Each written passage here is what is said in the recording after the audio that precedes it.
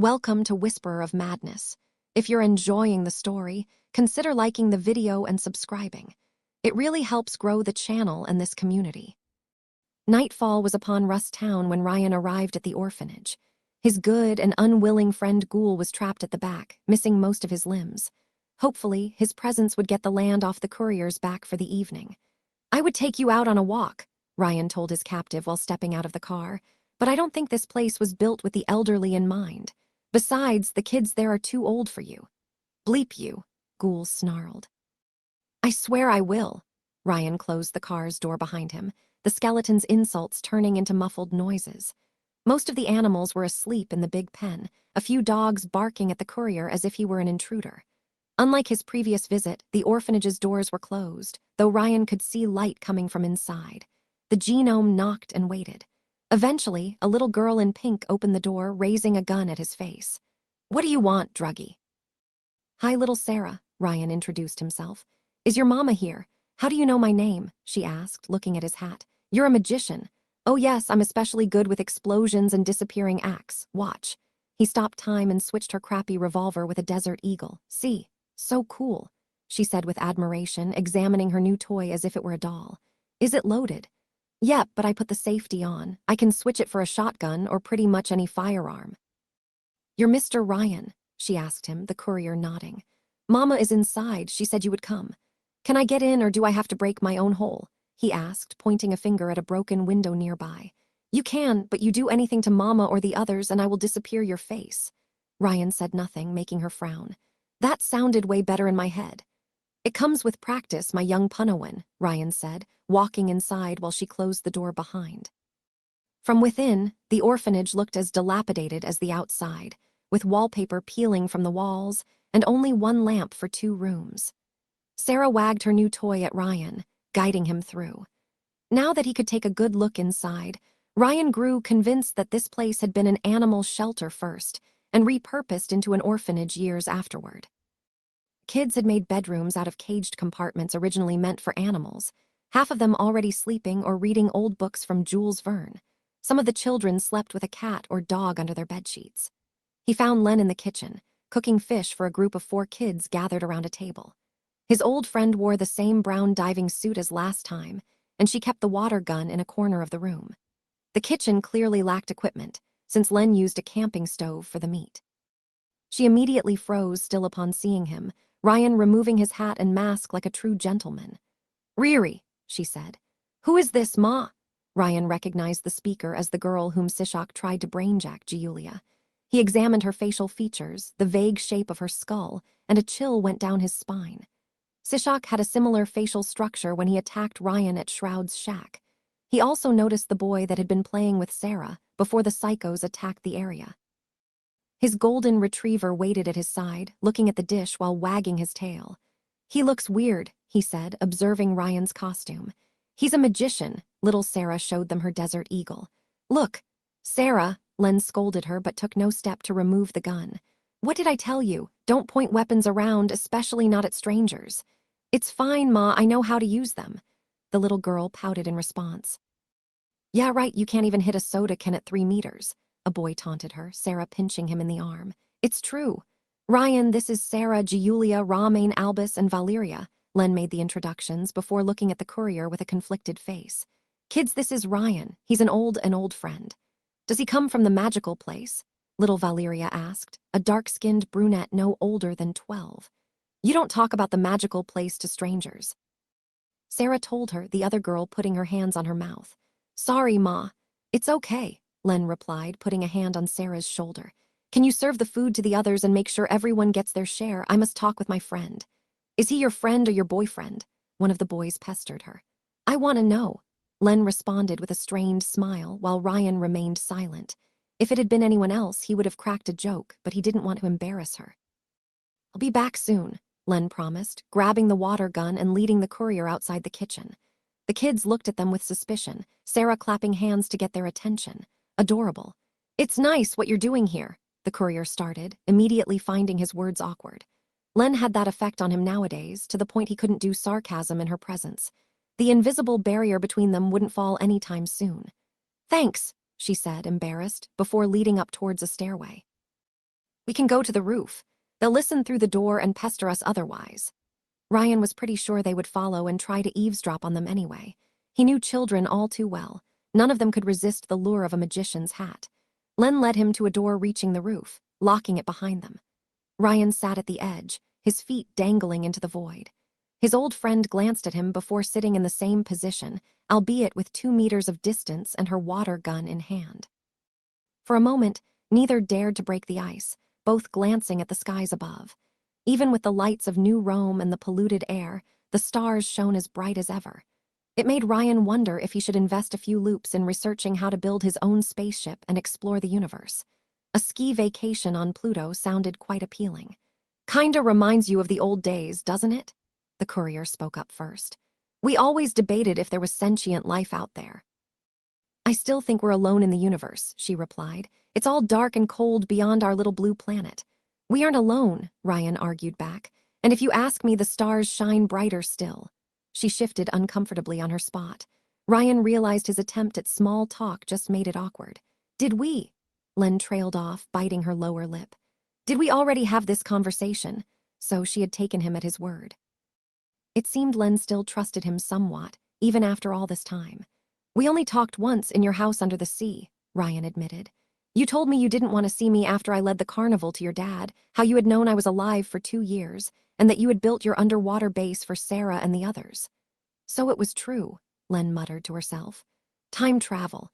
It's possible since many violets can alter spacetime on a limited basis. But I still can't grasp it. Do you travel physically, or is it just information transfer? I can mentally return to a point I fix at a specific moment, with my last one made a few hours ago, the courier explained. Only my consciousness travels back in time. A save point like in your video games. Ryan had always loved playing with them whenever he found a console that still worked. Can you? I can't move my save point back into the past, no. The courier shook his head. When I create a new point, it erases the first. I wish I could save your father, save us, save the world, but I can't. I can't change the past, only the present and future. What's done is done. Len winced at his words. Ryan instantly regretted his bluntness, but he had to say it. He couldn't let her get any false hope up. How does it work? She asked more questions. You create or travel to alternate timelines. Ryan shook his head. You know about Schrodinger's cat, the thought experiment. Some psychopath puts a cat in a black box, where the animal has a 50-50% chance of dying or surviving. As long as you don't open the box to check the result, the cat is technically both alive and dead. I heard of it, Len replied. Of course she would. She read everything she could get her hands on. I thought it was meant as a nonsensical joke towards quantum physics. It was a joke, but as it turns out, I'm a cat, both alive and dead at once. Ryan joined his palms together as if holding something unseen. That's our space-time continuum, he explained. It's a black box where all of time and space happens. All moments in time, all possible timelines. Past, present, and future. It's too small to contain the whole universe, Len replied, smiling thinly. The sight warmed Ryan's heart. It appeared the children had a positive effect on her mood compared to the last loop. You just have to fold it enough times. But if our universe is the box, then does that mean there's something outside it? Yes, Ryan nodded. A dimension outside space and time, the observer's dimension. Let's call it the purple world. The purple world, she frowned. I haven't set on an exact name, but purple world sounds nice. Even Acid Rain seemed to agree. The purple world exists between all moments in time and points in space, though I only really affect the first part. Len listened without a word, trying to make sense out of his words. But she was smart, even without her power, and while it seemed outlandish, she agreed to entertain the theory. I actually exist at 2 points in time, Ryan continued his explanation. When I create a save point, I divide. One version of me exists in the purple world, trapped between 2 seconds, and another me continues on, the person you're facing right now. I'm both at once, and we share the same consciousness. You can say that my power is temporal by location. So when you die, it's like Schrodinger's cat. Len's expression changed into one of horror. You're alive and dead at once. Yes, except that since my consciousness is spread between the 2 versions, I cheat. I collapse the timeline where I'm dead, and I create a new copy from my save point with the knowledge of the erased future. All events between the 2 points are undone. But you don't have to die to trigger that power, right? Len asked, pleading. When Ryan didn't answer, she put a hand on her mouth in horror. How? How many times? Ryan shrugged. Countless. How can you say that? Even with their troubled history, he could see the compassion in Len's gaze. She had remained ever so kind. The implications, it's horrifying, Riri. Well, my first few dozen times were terrifying, Ryan admitted. I went mad or catatonic from the stress a few times. But past the first 30 or so, it became normal, like taking a cold shower every day. You get used to everything, even death. It didn't ease up her worries at all. If anything, Len grew even more concerned for him. But since you exist in two time periods, some conceptual powers, white genomes, or memory-altering attacks could affect both versions. I suspect someone like Cancel. Wait, do you know Cancel? Len nodded. Cancel would cause my power to unravel if I died in her vicinity. Obviously, I'm not going to tempt her. And the stopping time, did you take? She stopped herself, the question going unsaid. Did you take 2 elixirs like my father? Are you a psycho? I only have the save point as my power, Ryan reassured her. The time stop is an application of it. I cause both of my divided selves to converge, and thus both our reality and the purple world align. This creates a temporal anomaly where I'm the only one capable of applying force to objects, and my power protects me from the negative side effects. It's a pretty sweet deal. However, if I keep it up past a 10 seconds limit, the 2 versions of you fuse. You open the cat's box and look inside. Which always causes me an early restart, meow, Ryan said, but she didn't smile. I've spent decades studying the purple world, trying to see if I could use it to improve my power and make more than one save point. Your chronoradio, that's why you made it, she guessed, Ryan nodding in confirmation. Did you succeed in physically entering that dimension? Ryan thought of the rabbit plushie. Not really, he replied, frowning at her. By the way, how did you hack into the chronoradio or knew I had one? She bit her lower lip. You've been stalking me. Watching you for a while, Len replied while blushing, which made her look adorable. She immediately changed the subject. That purple world, are you the only one who can access it? Some violet genomes can tap into its power. That was the only explanation for Acid Rain's abilities. Maybe all violet genomes derive their abilities from it. A human body can't do half the things a violet genome can, even while heavily mutated. Len fidgeted in place. Riri, how old are you? It must have taken years, decades to figure all of that out. I don't know, the courier admitted. He had long lost count. Maybe I'm 500 years old or 800, maybe more. And you've been looking for me all this time. Now she sounded positively guilty and remorseful. You couldn't know, Ryan replied. He could never hold anything against her. I thought you were dead or out of reach after the first decades, so I just wandered off trying new things.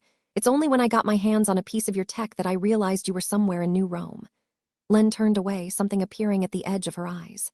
Shorty, Ryan frowned as he watched her hold back tears. Len, are you crying? I'm crying for you, Len said, looking at him with clear guilt in her gaze.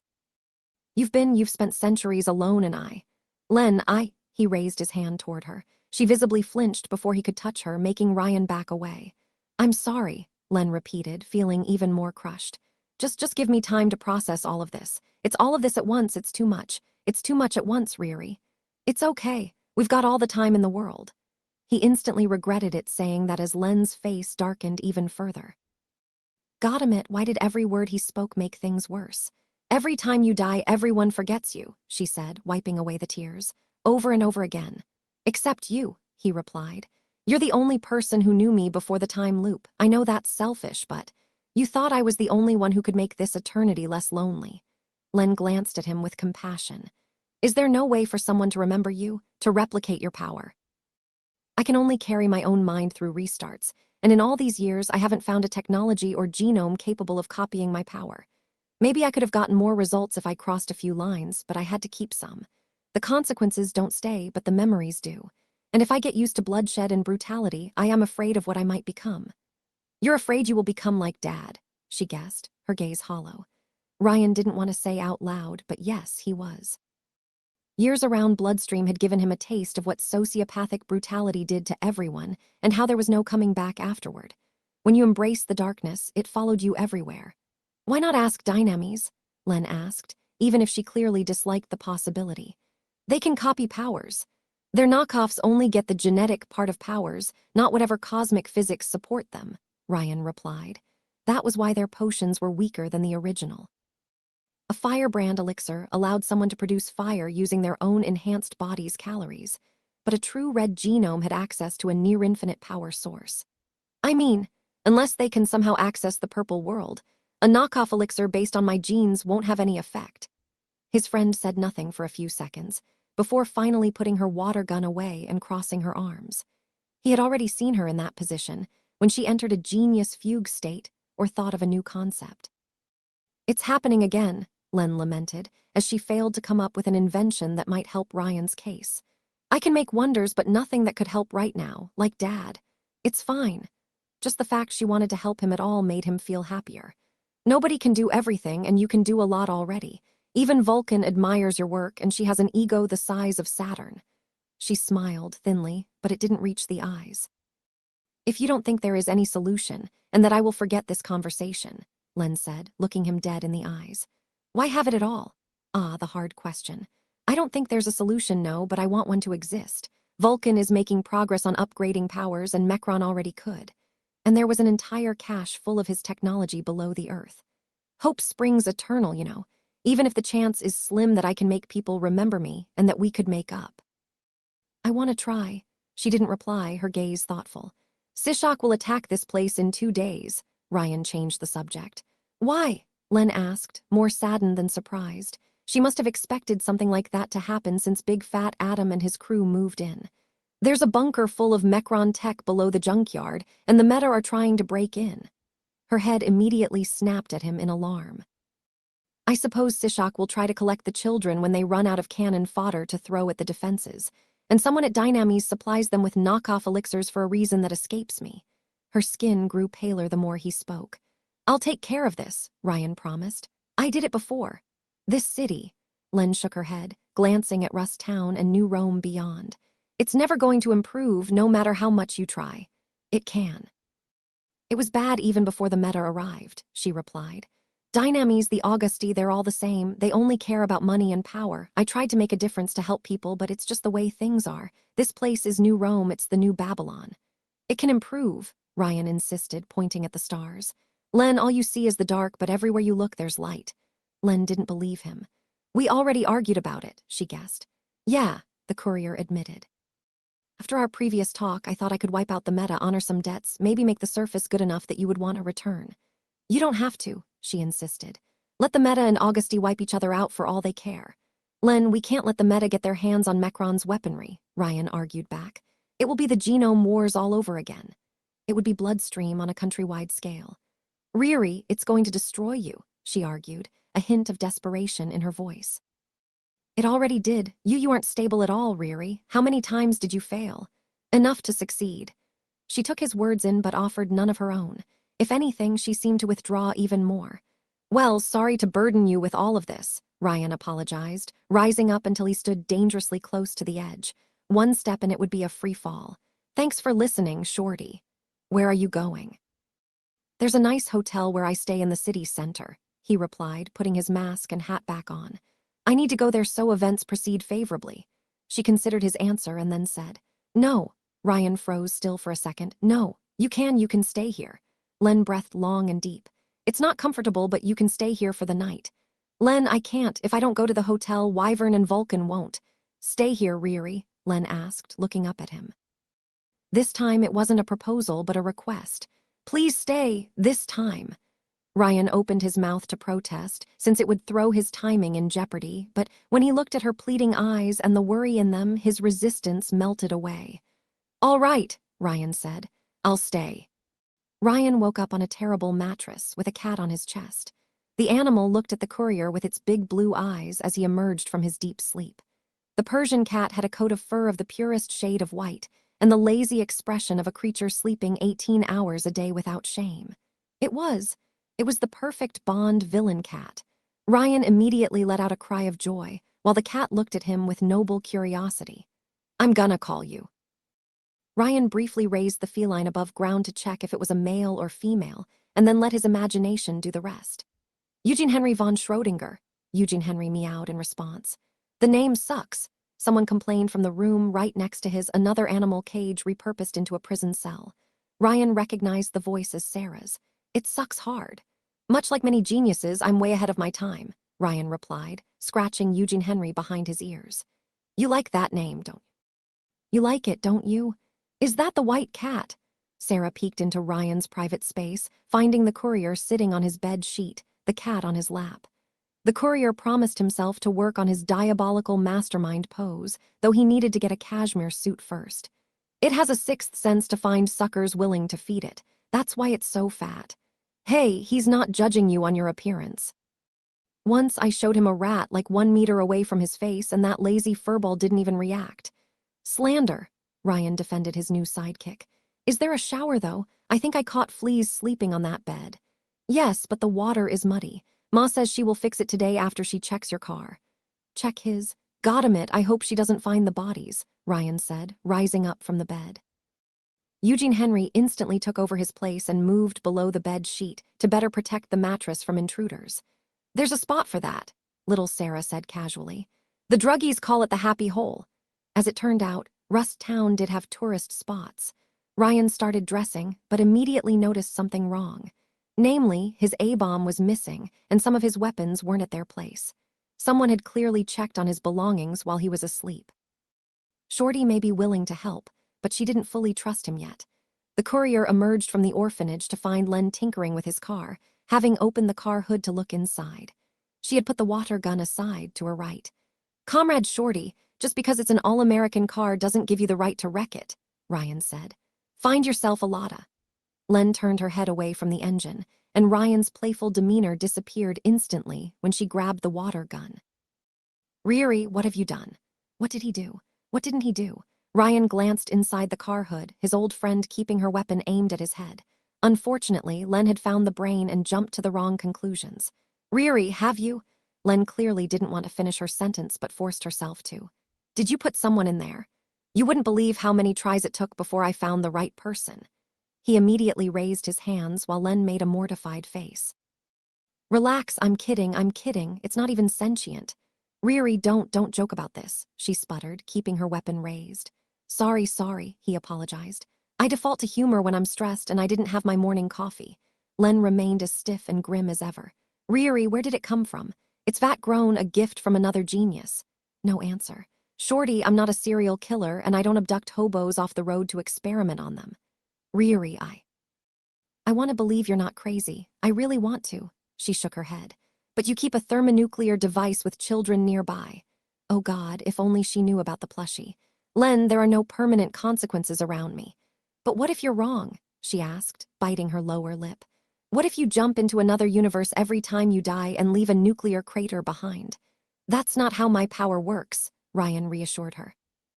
I guarantee you I'm not jumping into an alternate universe whenever I die. I checked. I wouldn't do half the stuff I pull on a weekly basis if I knew I left a mess behind. My power only affects our universe, and all I do is give it an alcohol blackout. That's even scarier, Len said, still struggling to understand his power's full scope. If what you say is correct, then you can rewrite the entire space-time continuum almost at will. It's not mere time manipulation, but reality warping. Yes, Shorty, some people get water guns for Christmas, while I got a fat man, Ryan said, putting a finger on the tip of her gun.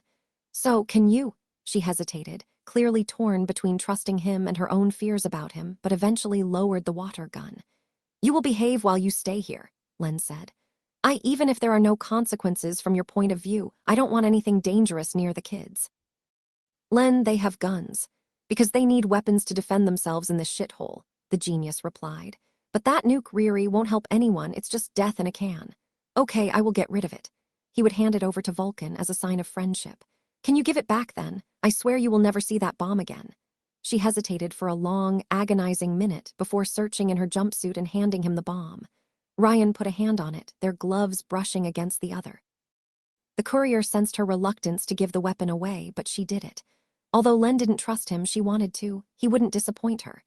Riri, why did you even put your hands on a weapon like that? She asked, as the courier put the bomb inside one of his coats in her pocket. You really want to know? Len nodded, and Ryan sighed. She wouldn't like his answer. Because I was bored, and I thought it would be fun to have a nuke as a restart button. Can't you automatically restart with your time stop? You said it caused you early restarts. No, when I said an early restart, I meant an early restart. Have you never wondered why I called myself Quick Save? She finally caught on. That's how you save. Yeah. By the time the courier had caught on to this mechanism, he had already burnt a lot of bridges. And since I need to commit suicide to get back in time, I figured I should make it interesting. The genius looked at him with a mix of pity, sadness, and compassion. Do you think your life is worthless? No, of course not. I love living. If he had wanted to die for good, he would have picked a fight with someone like Cancel long ago. As long as I exist, there's always a chance things will improve. After an uncomfortable silence, Len abruptly changed the subject. You slept well. I've slept in way worse places, the courier replied, before shuddering as he remembered one of his worst deaths. Whatever you do, Len, don't sleep in Monaco. Monaco? Why? Shorty, I come from the future. Don't go to Monaco. He glanced at the car, and a flustered Len started putting the engine pieces back in their proper place. Should I expect a mounted water turret? Please tell me that you added a gadget. I was just checking the chrono radio and its associated parts. Only then did Ryan notice that while she had stopped pointing it at his face, Len kept the gun in hand. Baby steps. Pretty good tech, huh? Ryan boasted about his car, putting a hand on the hood. You're the last genius in a long line to work on this baby. I saw that. There's a lot I could work with, actually. Len closed the hood once her work done. Riri, why did you hook up a miniature particle accelerator to your radio? That was such a long story. Ryan worked many loops and decades on that particular quest. The purple world is something of a crossroad, not only between time and space, but between various dimensions, the courier explained. You know, some violet genomes summon creatures like that monster from Alien, or Gremlins. They're pulling them from these dimensions. Yes, most of these universes radically differ from our own, but some are alternate histories Earth could have taken. Usually, these histories aren't stable and constantly fluctuate, only becoming real when observed. I don't follow you. Well, we humans think time is stable, that the past is set in stone, but in truth, it's like the water you love so much, ever-changing. Ryan's experience had taught him as much. I mean, I just have to jump back and poof, it changes. Have you never considered? Len trailed off with a worried frown, unable to say it out loud. That I destroy the universe and everyone in it when I die. I try not to think about it. If only because of the horrors involved. It was a rabbit hole of depression, questionable ethics, and self-misery. He preferred to think of it as a universal memory wipe. Anyway, I thought the chronoradio could help me locate a specific reality and then cross over. A timeline where things went well for us, Len guessed. Yes, Ryan replied with a sigh, opening his car's door. But I never found a way to reach an alternate Earth, even with a custom particle accelerator. All I can do with the chronoradio is listen to what could have been. You're going, she asked with a worried frown. Did she think he would get himself killed? Then again, they were close to the junkyard. What about that undead madman in the backseat? I'm supposed to receive a recruitment offer from Wyvern and then Vulcan, but I'm not sure if she will follow through if I'm in Rust Town. After that, I need to have my windshield cleaned, and Bone Daddy will become someone else's problem. Wyvern, Len answered with a deeper frown than before. I heard Dynamis jailed you, so I investigated, Ryan admitted. What happened exactly? They use the citizens of Rust Town as underpaid labor in their factories, Len said with anger. They pay them for dangerous work with just enough euros to feed themselves, but provide neither healthcare nor safety guidelines. 1 out of 5 people gets maimed or killed. I don't think Ilmiglir supports these practices. Even the junior heroes he had met during the seminar seemed more self-obsessed than actively malicious. They turn their eyes away from the real problems. Len shook her head. Not all criminals wear masks, most wear suits and ties. Since nobody would stand up for this place, I did. So you attacked one of Dynami's installations. The chemical plant, she gave more details, her face turning grimmer. But they caught me. Somebody ratted me out and led the private security to my old workshop. One of the people you tried to fight for, Ryan guessed, his friend nodding. I'm sorry. I guess people always try to take the easy way out. Len shook her head. Wyvern didn't bust me out, Vulcan did. And even then, it wasn't for free. I had to help the Augusti transport their drug, take their blood money. Well, I don't intend to go to Dynamis this time, Ryan reassured her. I see only one way to kill Sishak permanently, and it's an Augusti exclusive option as far as I can tell. Len clearly didn't like the idea. Even if she collaborated with Vulcan, she clearly had no love for her organization. We could capture him, she said. From what you told me, he has to die for his ability to activate. If he's smart, he will have a suicide button. Hopefully, it wouldn't be a thermonuclear device. Besides making the world a better place, taking down Sishak would also prevent him from piloting that Mechron mech later on. And while I don't believe it, Vulcan says she can enhance my power. Unless you have another suggestion, they seem like our best option. Unfortunately, she didn't have any alternative. I need more time, Riri. Time to figure this out. Figure out my power or us. Both, Len replied while looking away. I want to help you, Riri. I really do. No one else should have to go through what you did. Thanks, Ryan said with genuine warmth. The fact that you want to help at all means a lot to me. She blushed a little. But the thing is, Riri, even if we succeed in helping you, I'm not sure if there will be a we after that. We. That word had brought back memories of the time when Ryan believed they had a future together. He thought his feelings for Len had changed after so many restarts, moved past the realm of teenage romance. But every time he looked at his old partner, the courier always wondered what could have been, and what could never be. There are things I can't forget, Riri, she admitted. My father, that stuff with the bomb. You don't feel safe around me, Ryan stated the obvious. Like bloodstream. Len shook her head sadly, and the courier drove away in silence. So, let me get this straight, Shroud joined his fingers like an evil mastermind. There is a cache of Mechron technology below the junkyard, which the Metagang is trying to access, and Dynames supplies them with knockoff elixirs, contacts, and weapons. Meow, that's right, Ryan replied, keeping Eugene Henry in his arms while Ghoul's skull snarled inside a glass box. The courier briefly wondered if it was possible to waterboard on a head without the lungs, but pushed the thought aside. Shroud remained silent for a moment. This is concerning. What an understatement. Ryan tried to top it, and the Titanic had a leak. The glass genome turned around and started typing on his computer, various documents appearing on the screen. Ryan recognized them as financial statements, supply run reports, and logistical analyses. Shroud ran a program, apparently noticing a few troubling elements. There are some strange gaps between the stated numbers of knockoff elixirs Dynames produces and what's actually sold in their stores, said the hacker. I thought they were a statistical error margin or thefts, but it could easily disguise off-the-books deliveries to the meta. Could it be disguised by mooks or managers? Sishak could have brainwashed a few employees, subverting Dynames without their knowledge, though the lack of attack on the company's operations made that unlikely. Not without complicity from an executive, Mr. Windshield replied. They keep a tight ship on these potions. Maybe Blackthorn then. Unlikely, said the safe light. From what I know, he's clean. Have you seen his office and costume? Ryan asked, Eugene Henry meowing. He's obviously a diabolical mastermind. What about his office? It looks great. Clearly, he had spied on the place. Do you know why Blackthorn ended up as brand manager and in charge of Il Miglier? Because Hector Manata only trusts his sons. Partly, but while Il Miglier's heroes do fight crime in New Rome, they don't wage war against truly dangerous genome warlords like Augustus or decide Dynames' future.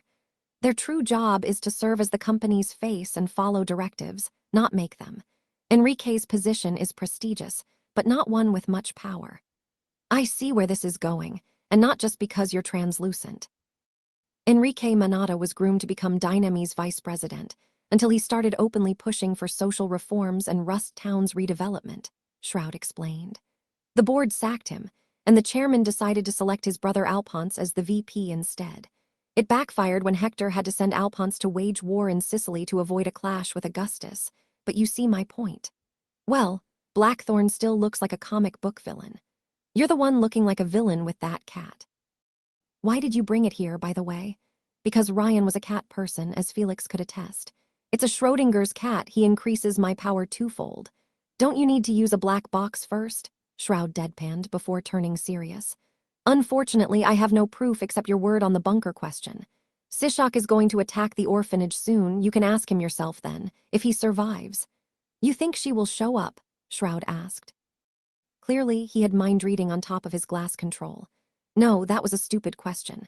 Of course she will. It's a golden opportunity to strike at the meta, if the Augusti trust your intel. Well, if she doesn't, we will have to put Sipsy in an aquarium like the squid he is. Ryan shrugged. Any hope we team up to attack the junkyard? I would do it on my own, but something tells me it will be a blast. We won't have the numbers to directly challenge the metagang for some time, Shroud admitted. This confirmed Ryan's suspicion that he was only the vanguard, with the rest of his team scheduled to arrive later. But if I confirm your information, then we will have to. Adam getting his hands on Mechron's technology will cause a disaster. Just to be sure Mecron isn't behind everything. No, he's very dead. Are you sure? Leo was there when he perished, the glass manipulator replied. Mecron is as dead as they come, and unless he has a hidden clone in storage, he isn't coming back. Not from that. Was that a little unease Ryan detected in his voice? Mecron's demise must have been something disturbing to bother the hardened assassin. Come on, give me the gory details. You will have to ask Leo himself. Invisiboy refused to indulge the courier. I will hold up our end of the bargain and help defend the orphanage if you can't get the Augusti on board. In return, please don't tell them about the junkyard. If there really is a Mecron bunker beneath New Rome, it should remain buried. Afraid Mob Zeus finds a bag of flour inside. Even you must understand it won't end well if he gets his hands on Mecron's technology. Ryan shrugged and left the meeting with the path ahead clear. He would go to the Bakudo, but instead of pretending to look for Len, he would instead tell Zanbato he wanted to fight the Metagang and that he didn't trust Dynamis to do that. With luck, Ryan might secure a big surprise for Sishak. However, although he hadn't noticed, Shroud gave the courier a key piece of information that greatly worried him. You will have to ask Leo. Namely, that Leo Hargraves would come to New Rome, probably with the rest of the carnival in tow. If Ryan cross-referenced that tidbit with information gathered in the previous loops, then he had 3 weeks before the Living Sun and Augustus settled their rivalry in blood. Ryan had better not be in New Rome by then. It was May 10th. Sishak would attack the orphanage any minute, and Ryan intended to give the telepath a headache he would never forget. A shotgun in hand and the Fisty brothers equipped, the courier prowled the orphanage's hallways, where the kids were busy gathering food and toys in travel bags. To his worry, though, he found no trace of Len. What's happening? Ryan asked little Giulia upon crossing paths with her. Unlike her fellow orphans who had taken food or toys, the little blonde mostly carried books on herself. Meeting this child after learning what Sishak did to her in a previous loop only reinforced the courier's resolve. Mama says she's taking us to the magical place early, she explained, looking down instead of facing the genome's eyes. She seemed far shyer than Sarah. So we have to pack our stuff. Wise. No doubt Hanafat Lecter would attack the place again with larger numbers after his pet squid bit the dust here. Hopefully, Ryan would receive backup. The courier had informed Jamie of the attack when they met at the Bakudo, even giving him the A-bomb as a bribe for Vulcan to sweeten the deal. He provided all the intel necessary, though Ryan couldn't be certain if the information would pass through the chain of command until the moment of truth. Where is she? The genome asked. The courier could take out Sipsy and his group on his own easily enough if he cut loose, but he couldn't prevent the body jumper from transferring himself. She's in her room. We shouldn't bother her. Well, I've bothered her since the day we met, Ryan replied, leaving Giulia behind and moving towards Len's bedroom. From what he had understood, it used to be the office of the shelter's director before they left the place to rust. He knocked on the door, receiving no answer. While it was locked, the courier had long mastered the art of breaking and entering. Len, he asked after unlocking the door, finding the bedroom shrouded in thick darkness. Shorty. Only a meowing sound answered him. Ryan quickly flipped the light switch and found himself facing a giant diver suit, the same one Len wore when she tried to rescue him from acid rain. Shorty, Ryan asked, before looking behind the armor. He found Len sitting on a chair next to a mattress, staring at a wall. When he took a step forward, the genome almost tripped on a medicine box, noticing dozens on the floor. Shorty, no answer. Len just stared blankly at the wall while Eugene Henry von Schrödinger rested on her lap.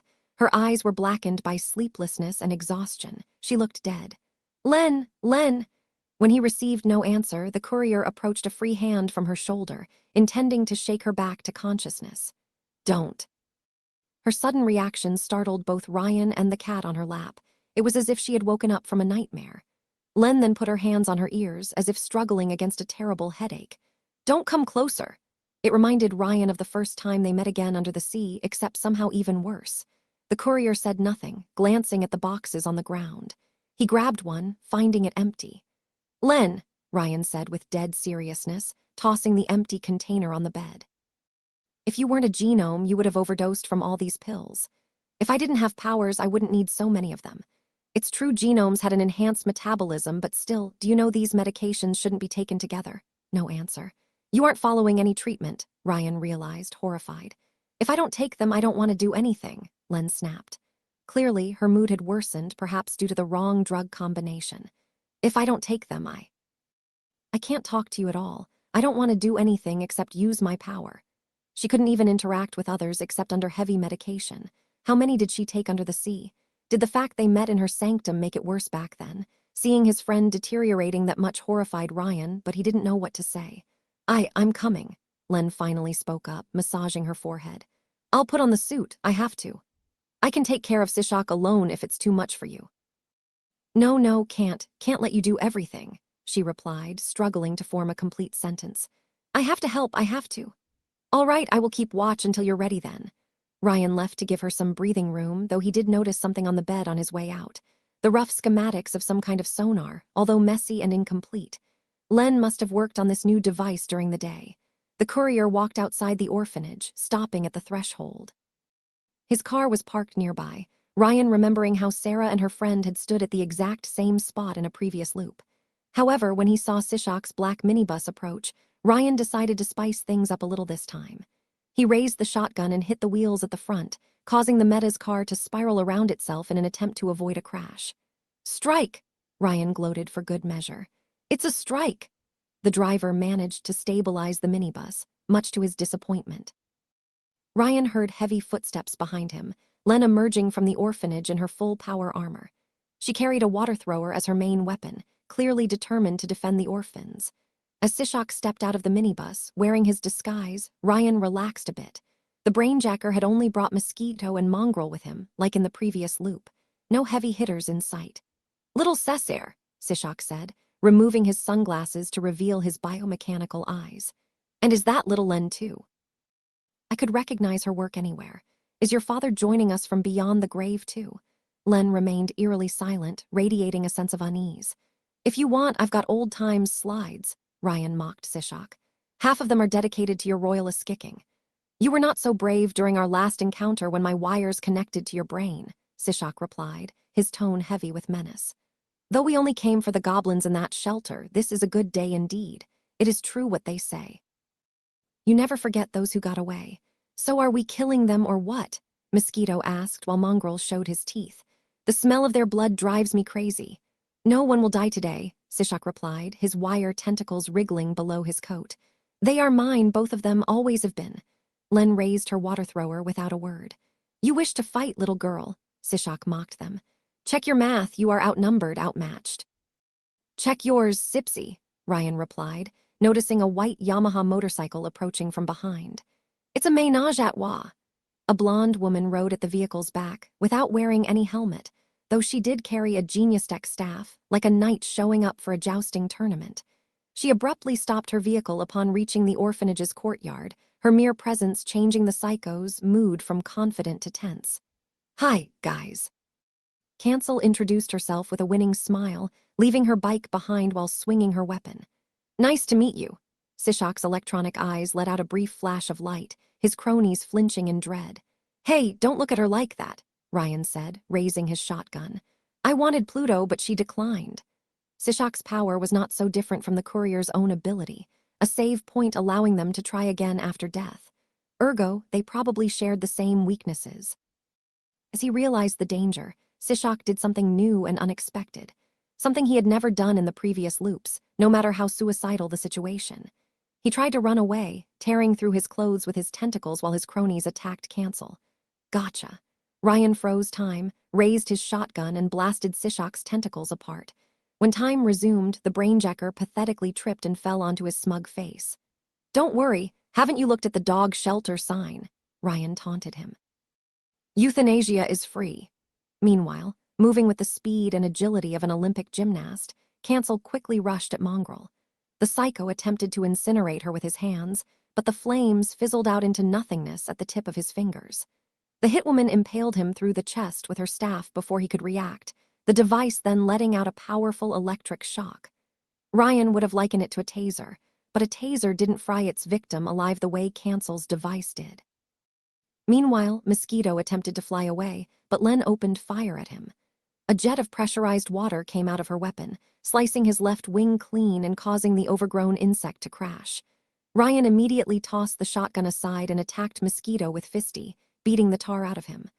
When the bug attempted to raise his fist to retaliate, Len cut off his arm with her water weapon. "Shorty, do you have insecticide?" Ryan shouted, pounding Mosquito onto the ground. "My fly swatter isn't working right?" Len didn't respond. While she was no stranger to brutality and didn't hesitate to use lethal force when needed, the genius usually retreated into her own mind in a fight. Unlike Ryan, she didn't thrive in chaos. Meanwhile, having fried Mongrel to death, Cancel immediately moved on to Sishak. The psycho attempted to rise back up, but the hitwoman swiftly caught up with him. Her power clearly didn't affect the telepath's physical mutations, so Ryan supposed it only canceled the esoteric power sources which supported them. "Look at me," Cancel asked Sishak, her tone always positive. "Look at me in the eyes. I want to remember your face." The malevolent psycho glared at the hitwoman, raising his remaining tentacles in an attempt to hit her skull. But he didn't react fast enough. Cancel swiftly impaled Sipsy through the skull with the staff, pounding his head into a smear on the ground. Some of the psycho's blood ended up on her cheek, her smirk turning downright sadistic while the wires flailed around. Ryan briefly checked his time stop and failed to activate it. So far, so good. A few seconds later, Mosquito looked like a crushed bug at his feet, still alive but bleeding to death. Cancel had swiftly murdered the other two. "Well, that was quick," Ryan noted, slightly disappointed. He guessed Vulcan's absence, the surprise ambush, and having two professionals at his back had made quite the difference. "You know, I had orders to kill everyone if it turned out to be a trap, but I'm so glad I didn't have to," Greta said with a cheery smile, tossing Sishak's immobile corpse aside with her staff. His blood was still on her cheek, and she seemed in no hurry to wipe it off. "I've been getting rusty." "Thank you, but didn't anyone tell you that I was immortal?" "You're funny," she replied, leaving Sishak's remains and looking at Mosquito. "He's still alive. Unless he gets medical treatment, he won't last long." "Please," Mosquito pleaded. "Too much work," Cancel replied, stomping on his face with her staff. Len visibly flinched at her casual brutality, catching Greta's attention. "Who are you?" It was so strange to hear Len's gentle voice come out of the giant armor. "The Underdiver." "Oh, nice to meet you, I'm Greta." "You already said that before," Ryan thought. He realized her lines weren't spontaneous at all, but rehearsed. "Is there anyone else to deal with?" "No, we're good," Ryan replied. "All right, I hope we meet again then." "Me too, Greta," Ryan replied with the same cheery smile. "You're the nicest sociopath I've met yet." "Thanks, what's a sociopath?" Ryan answered her question with 2 thumbs up. Cancel waved them goodbye and left on her motorcycle as swiftly as she came, leaving the psychos' corpses to rot. Clearly, she had a lot of experience with casual murder. Ryan wondered what her CV looked like. "She's hollow inside," Len said when the hitwoman was gone. Before Ryan could respond, he sensed an invisible pressure on his shoulders. The land's gaze had suddenly fallen upon him. The courier waved a hand at the skies, wondering if the psycho would see him. The moment lasted only a few seconds, but it made Len almost stumble at the sheer tension. "What was that?" "Peepers," Ryan replied. "I suggest we move out before more arrive." Yes, yes." Len turned towards the orphanage and raised her voice. "Sarah Giulia," all windows in the vicinity, the Plymouth Fury's windshield included, cracked at once. "It's okay, it's my fault," Ryan lied before Len could panic. Fortunately, she was used to weird events around him and didn't question it. "Sarah Giulia, gather the others, we're leaving now." "Ma, can we take the doggies?" a little girl shouted back from within. "I'm sorry, sweetie, but no, we can't. We'll leave the pens open so they can go out." Len turned to Ryan.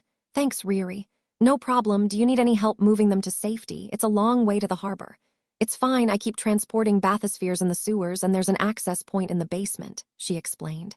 That explained how she could move in and out of the orphanage undetected. "Riri, It's okay," the courier reassured her, knowing what would come next. "It's your home. I understand you don't want me in it yet."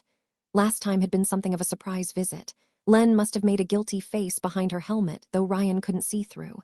I think I've found something for your power." The courier froze still. "Come again."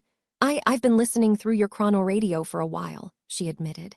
"Now that I examined it more closely, there's a part of the design where my power can help. The navigation." "I am sorry, I need more time to really explore it. I need to focus. It's just an idea in my head right now, and I'm not sure if it will work. If it can work at all. Don't get your hopes up or anything. Shorty, I've been through so many false hopes, you could make a graveyard out of them." Ryan shook his head. "As I told you before, the mere fact you want to help after everything means the world to me." Len seemed too flustered beneath her armor to answer. I guess I will contact you, she said, sounding embarrassed. SCU Riri. Len, he said while she turned away to go back inside, please be careful with your medicine.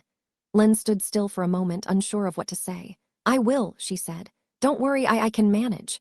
Ryan couldn't tell if it was a lie or if she believed it. The courier sighed, watching her disappear inside with a heavy heart. You owe me a new windshield, Ryan said once Len was out of earshot. I apologize, Shroud answered next to him, as invisible as ever. She startled me and I lost control for an instant. You're afraid of little girls. I would have said pigeons were your kryptonite. I'm looking for someone with the same name, the vigilante explained. Giulia Costa, but it's not that girl. The age, face, and body don't match. I know she's somewhere in this city, but I have no lead yet. What happened to your Giulia? Ryan asked with curiosity. He also noted that Shroud could apparently see the orphans through the walls. Augustus murdered her parents and kidnapped her as a child to use as a hostage against Leo. A chill went down Ryan's spine. Whenever you have doubts, remember that this is what the Augusti stand for. I will look into it, the courier promised. What does she look like? She should be around 15, light brown hair, blue eyes. That was better than nothing, but barely. You're not really Cesare Sabino, are you? The way you interact with Ms. Sabino isn't very brotherly. Oh my, it just took you 4 years to figure it out. What a detective you are. I dare not imagine what went through Bloodstream's head. It must have been harsh. It was more emotion than Ryan had ever heard coming from the invisible man's mouth. You love her. I did once. But a rift had grown so wide, Ryan would be lucky to end up on speaking terms with Len after his perfect run. But that was a long time ago. All men are hopeless fools, a friend once told me. Unfortunately, I don't have any advice to offer. I'm unlucky and love myself. I guess they see right through you. Ryan shook his head. I help because she's a dear friend and she needs it. He wasn't looking for romance anymore, but for a human connection, any connection that would persist through his endless restarts. The courier felt something on his shoulder, like a brief, sympathetic pat. It was well done, Mr. Looking Glass said.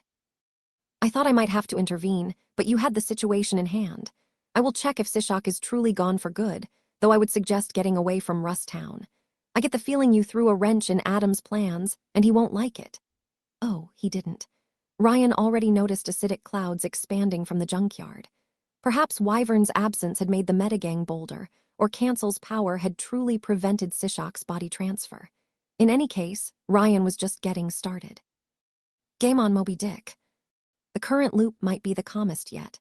Ryan had finally optimized the Augusti path. He first completed the harbor mission without incident. Fat Adam didn't send anyone for once, and Ryan had previously taken care of Luigi.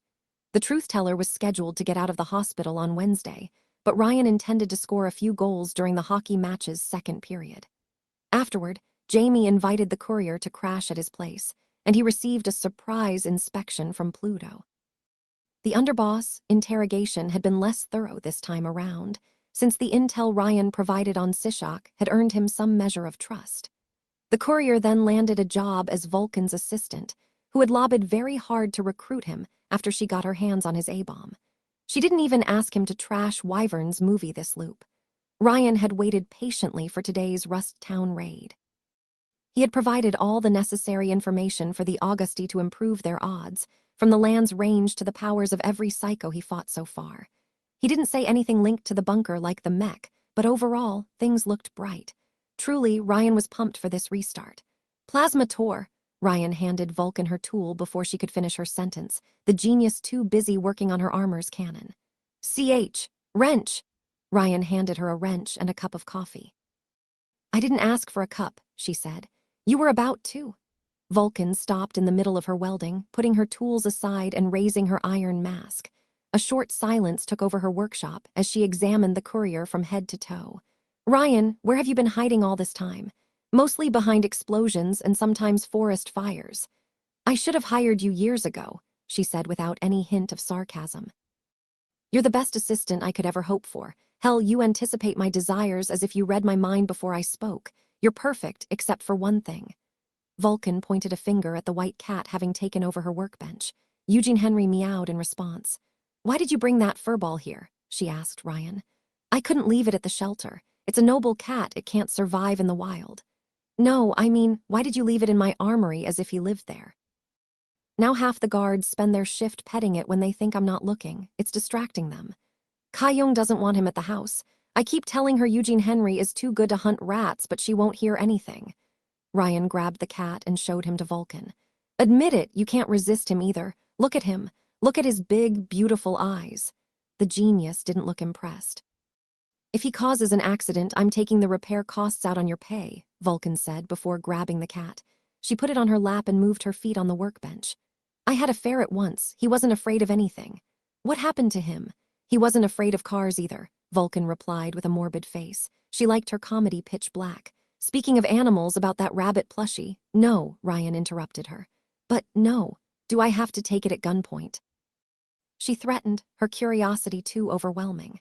You would have an easier time with my virginity, but spoiler warning, Ryan whispered in the genius' ear. It's long gone. Vulcan chuckled, scratching Eugene Henry between the ears. I thought you were dating the underdiver. Oh no, it will be a miracle if we settle into anything. Considering her issues, a long-distance radio friendship sounded more likely. Though it would take a genius to steal my wounded heart. I would be careful with that smart mouth of yours, Ryan, she replied playfully, his good mood infecting her too. What's up with you today? Is it the raid? Of course it's the raid, I can tell it's going to be great. Especially now that Sipsy had perished for good. Within 1 hour of his demise, dozens of people across New Rome had experienced brain seizures, including some Augusti mooks and private security members. The Augusti leadership had tasked Ka-young to investigate, and from what she told Ryan, most of the victims missed entire days of their life. By nullifying Sishok's powers at close range, Cancel had undone his victims' brainwashing. Since that squid hadn't been sighted since the orphanage ambush, Ryan assumed he had perished for good. The Meta hadn't sent Sarin to attack the harbor, and according to Shroud, they hadn't tried to press gang Polly either. This implied Sishok's brainwashing was Big Fat Adam's main source of unpowered foot soldiers, and his demise had cost the Meta a lot of resources. So yes, Ryan was in an excellent mood. You've got a hate-on for psychos, Vulcan mused out loud. I've heard what you told Jamie, that they received knockoffs from Dynamis. And you believe me. So far, most of his acquaintances among the Augusti considered it a conspiracy theory. She nodded. Lab 66. You know the Dynamis HQ, next to Il Miglier's shiny tower? They make the knockoffs on the 66th floor. It's the most defended place in New Rome. Well, that's not ominous at all. Is there a pentacle on the door? No, but the head scientist is a creepy four-eyed maniac who calls himself Dr. Tyranno. Vulcan snickered. He cloned all the dinosaurs you see at the Colosseum Maximus. It's not even his genius specialty, he's just obsessed with them. I'm pretty sure he only works at Dynamis because they let him make more of those reptiles. Anyway, you know that bastard Enrique? I'll never know why nobody suspects him to be a supervillain out to take over the world. Ryan shrugged. I mean, he has Thorn in his genome name. I said the exact same thing to Wyvern the first time we met him. Finally, someone else saw the truth. Originally, Enrique was supposed to oversee the whole elixir operation instead of Il Miglier. He visited the lab for 2 hours, and he immediately asked for a transfer afterward. Never learned why. If you ask me, there's something really shifty about the knockoffs. Even Augustus, scientists never found a way to copy them. Ryan quickly grasped her point. You think Dynamis uses the Meta as guinea pigs? That's something Hector Manata would do, Vulcan replied with a sharp nod.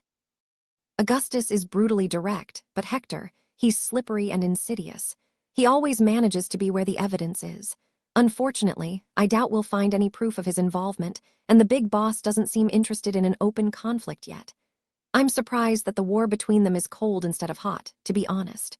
Ryan thought an invincible man would be far bolder. They fought over Maltu a few years ago, Vulcan explained.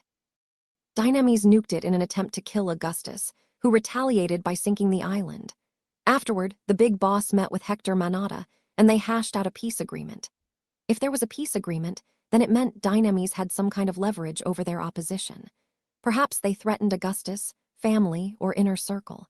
Ryan had faced the same tactic while he lived under Bloodstream's clutches. Even near-invincible genomes had emotional weaknesses. The party is on Thursday night, right? Vulcan asked while changing the subject, though her question was purely rhetorical. If the assault on the Meta's base goes well, I think I will attend. Should be fun. Shame I'm too old for that now. Like the first time Ryan met him, Mortimer attempted to startle the courier from behind and utterly failed. "I would have killed it on the dance floor." "I'm sure you will catch up on Halloween," Ryan replied by turning around, pointing a finger at the hitman's skull mask. "Nobody gives poor Mortimer candies," Mr. Walpass replied, saddened by the lack of reaction. "He doesn't spook anyone nowadays." "You're early," Vulcan noted with a frown. "Did something happen?" "Well, there are fires coming out of Rust Town, Chief. I thought you should know." As it turned out, the Meta had set the junkyard on fire. Ryan stopped his Plymouth Fury right in front of the fence. Mr. Walpass sat on the front seat, Fortuna and Cancel at the back. "Oh my," Mortimer said. "They don't half-ass things, these psychos." No kidding. Ryan could only see flames everywhere he looked. The Meta had set alight the trash mountains with gasoline, turning them into candles, while clouds of smoke darkened the skies. Although the blazing inferno remained localized inside the junkyard, it might soon spread to the rest of Rust Town if left unchecked. Vulcan landed in full power armor next to Ryan's vehicle, just as shocked as everyone else. Their troops had surrounded the area without meeting any resistance, either from unpowered gunmen or psychos. What the hell happened? "I checked what a sociopath was," Cancel told Ryan, completely unconcerned by the giant bonfire. "That was mean." "But was it wrong?" Ryan asked back, his eyes focused on the flames. "Did they blow up the bunker or something?" "No, but it was mean." "Sparrow, report," Vulcan ordered through the intercom. "Any sign of the Meta?" "Our lookouts told me Adam, Frank, Saren, and a few others are driving north on the old highway. Apparently they're skipping town." "They're fleeing?" Cancel asked, immediately disappointed. "But we only killed 3 of them." "No fun, I wanted those sweet bounties for my mortgage," Mortimer complained. "Told you it would be a piece of cake," Fortuna replied, too busy typing on her phone to pay attention. "I can't believe it," Vulcan said. "They're leaving, why?" Ryan couldn't understand either. He didn't believe for a second that Hannafat Lecter had truly given up. But why leave the bunker behind and make a show of destroying the junkyard? Was there another N-Trank, the submarine?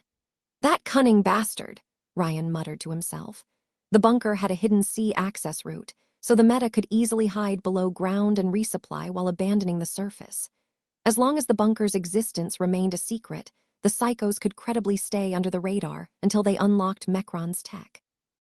Fat Adam would leave through the front door and sneak back in through the back one.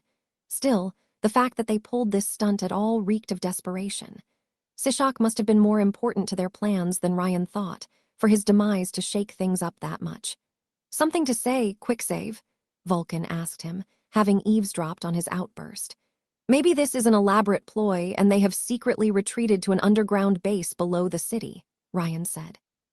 "I'm sure they have a doomsday weapon like a moon-defacing laser. Or maybe they have a base on the moon," Fortuna chuckled. "I went to the moon once," Mortimer said. "It was made of lead." Ryan didn't clear things up. The current matter made him feel conflicted. While he shamelessly flirted with her, Vulcan did try to murder him a previous loop while fully expecting to get away with it. Augustus had a reputation for brutality, and if Shroud's story was true, then nothing good would come out of him discovering the bunker. Even if the Meta getting their hands on Mecron's tech remained the worst scenario, he was wary of letting the Augusti do the same until he knew more. Well, he could always inform them and reload later. However, the second the thought crossed his mind, Ryan immediately thought of Len. He was finally making progress in renewing their friendship, and he was afraid of falling back into his old patterns. If he continued on the path of the perfect run, then he would have to repeat these meetings again and again, until they lost all meaning. Should he save and commit? But if he did that, then he condemned all the people the Meta threw at the bunker's defenses. The face of that terrified prisoner, carried around by Adam like a sandwich, still haunted the courier, mostly because it reminded him of his own while he was Bloodstream's pet. Ryan still had enough empathy to feel bad about that part. So while he hadn't told Len, there was a strong possibility he would have to restart anyway to keep the kill count at a minimum. But he had confessed everything, and she would forget again if he returned to the past. Arg, indecision paralysis. Consequences suck. Ryan shouted out of nowhere, drawing a few gazes. It's not fun at all." "I'm so disappointed too," Cancel complained, sharing his frustration at not being able to kick the Meta's butt. "I didn't think killing 3 of them would scare them away. When you murder junkies are done whining, maybe we could call this a day and leave," Fortuna asked. "I've got a date and I'm sure he's the one." You say that every time, Sparrow pointed out, although she said it with a hint of jealousy. You go through boyfriends like Kleenexes. It's different this time, Fortuna insisted. My power keeps forcing us to meet. He shows up to help after that gas leak almost destroys my apartment. I drop my books and he helps me gather them back. It starts raining and we have to stay under the same bus stop. He's the one, I tell you. You just say that because you had to pester him 5 times until he caved in, and you can't stand being ignored, Mortimer mocked her. Morty. Wait, how did you know I asked 5 times? Did you spy on me? Your pain is nectar for my wizened soul. Ryan ignored them, trying to puzzle a way out of the situation, but the indecision paralyzed him.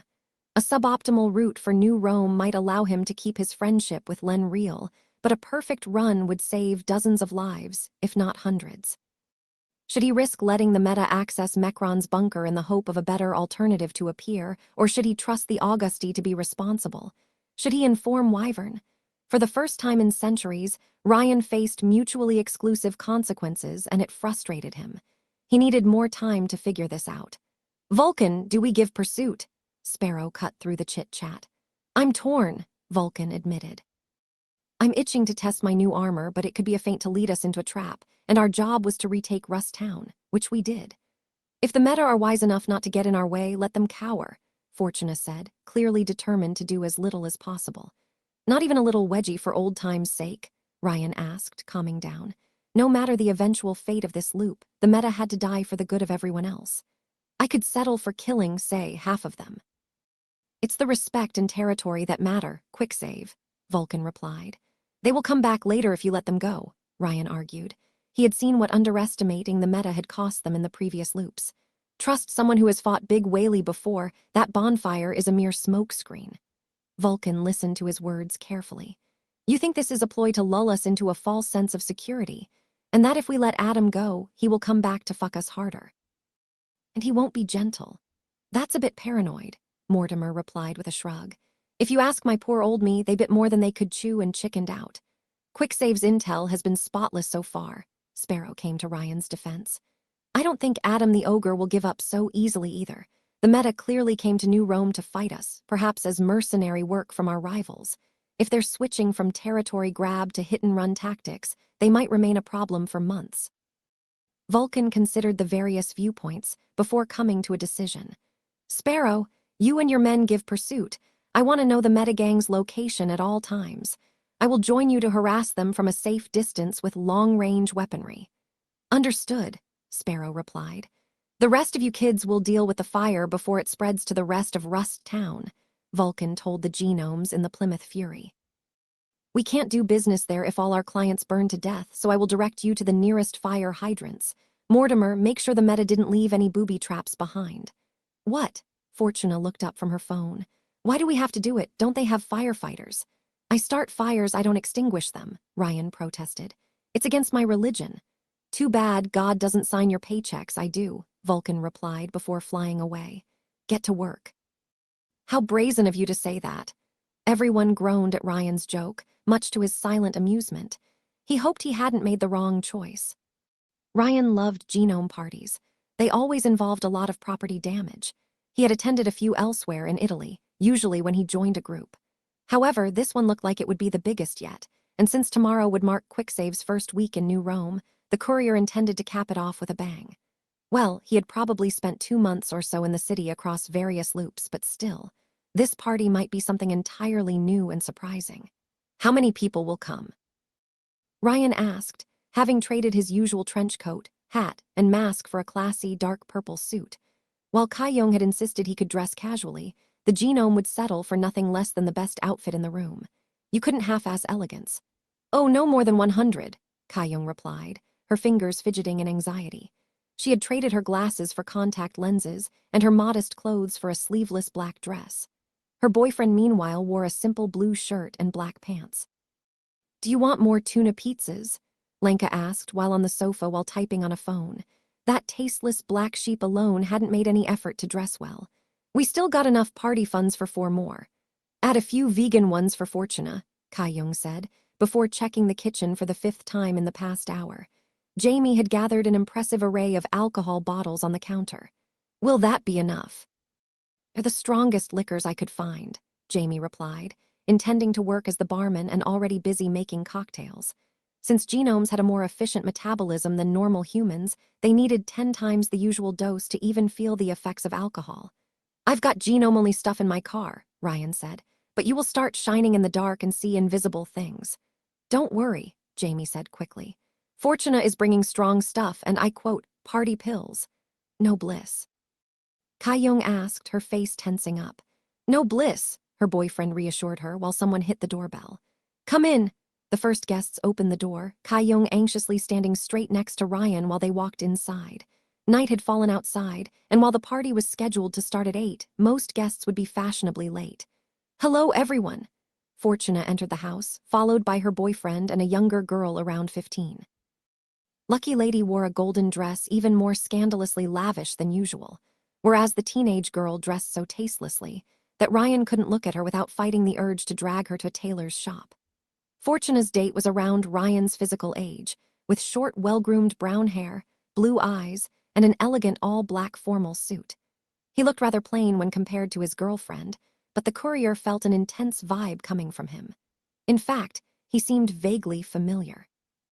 The mystery boy immediately singled out the courier, who waved a hand at him. Hi, I'm Ryan. I would say I'm immortal, but you probably know that already. Matthias, the man replied, shaking Ryan's hand with a small smile. Matthias Martel. The way he moved, his aura, the slight inflection in the voice. I know, we've met, Ryan replied cheerfully, testing the waters. You did?